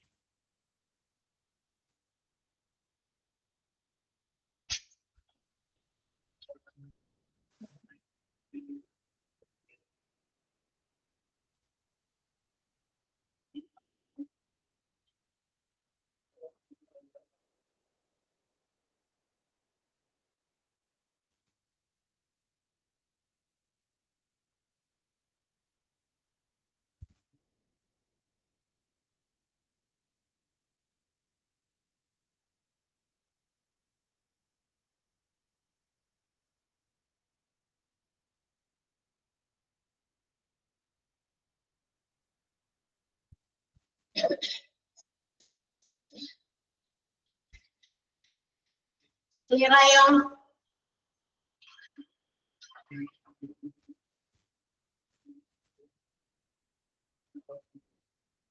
സംശയം ഉണ്ടാക്കിയെങ്കിലും ക്ലിയർ ആയി. അപ്പൊ ഇല്ല, ആ പാരഗ്രാഫിൽ ഞാൻ പറയുന്ന സെന്റൻസ് ഒന്ന് മാർക്ക് ചെയ്യാമോ? അണ്ടർലൈൻ ചെയ്യാമോ? ഒന്നാമത്തെ സെന്റൻസ്, ആ പാരഗ്രാഫിൽ ഒന്നാമത്തെ സെന്റൻസ് ഓരോ പേജിലെ സെന്റൻസ് ഒന്ന് മാർക്ക് ചെയ്ത് പോകാം. അല്ലെങ്കിൽ എല്ലാം കൂടി ലാസ്റ്റ് ഞാൻ മാർക്ക് ചെയ്യാൻ നിന്നാലും എന്ത് വെച്ചാലോ, ഞാൻ എന്താ പറയാ, ലാസ്റ്റ് ഇത് മാർക്ക് ചെയ്യാൻ വേണ്ടി ഒരു ദിവസം മാറ്റി വയ്ക്കേണ്ടി വരും. അപ്പൊ ശരിയില്ല, അതിന് വേറെ ഇതൊന്ന് മാർക്ക് ചെയ്തോട്ടാ. Human resource or people at work are a major component of an organization.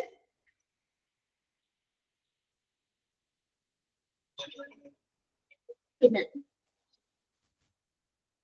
അടുത്തത്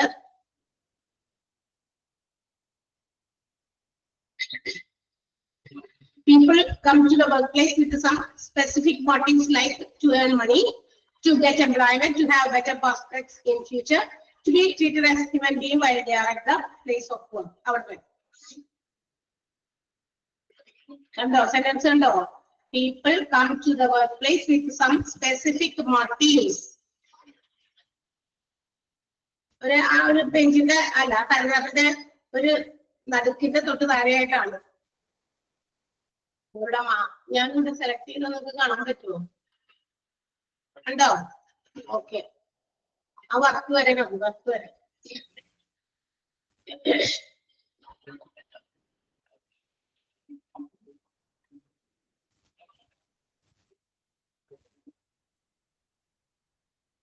മുകളില് രണ്ട് മുകളിലൊരു സെന്റൻസ് പറഞ്ഞല്ല ഞാൻ. Human resource or people at work are the major component of an organization എന്ന് പറഞ്ഞ സെന്റൻസ് പറഞ്ഞു. അത് ഈ people come to workplace or ഈ വർക്ക് വരെ അത് സെന്റൻസ്. പിന്നെ അടുത്തത് ആ പാരഗ്രാഫിൽ തന്നെ last sentence management must therefore be aware not only of the organization but also employees service needs.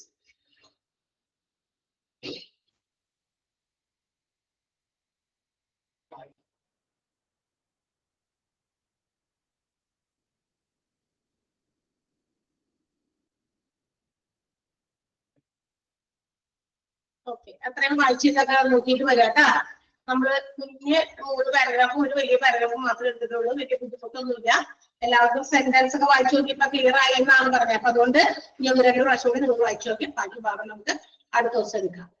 അത്ര വലിയ ബുദ്ധിമുട്ടൊന്നുമില്ല. ഞാൻ ഇങ്ങനെ നിങ്ങൾ പറഞ്ഞ് പേടിപ്പിക്കത്തല്ല. മറ്റേ സയൻസുകാർക്ക് മാത്രമേ ഉള്ള ബുദ്ധിമുട്ട് ഉണ്ടാവുള്ളൂ. അത് ഇങ്ങനെ ഒരു ടോപ്പിക്കിൽ നിന്നും പെട്ടെന്ന് നമ്മളൊരു മറ്റൊരു ഡിസ്റ്റിങ്റ്റീവ് ആയിട്ടുള്ള മറ്റൊരു ടോപ്പിക്കിലേക്ക് കടക്കുമ്പോൾ ഉണ്ടാകുന്ന ഒരു ചെറിയ പ്രശ്നം മാത്രമേ ആവുള്ളൂ. അതങ്ങനെ ഉള്ളിലേക്ക് ഇച്ചിരി അവൻ കയറി വരുമ്പോ ഓക്കെ ആയിരിക്കും.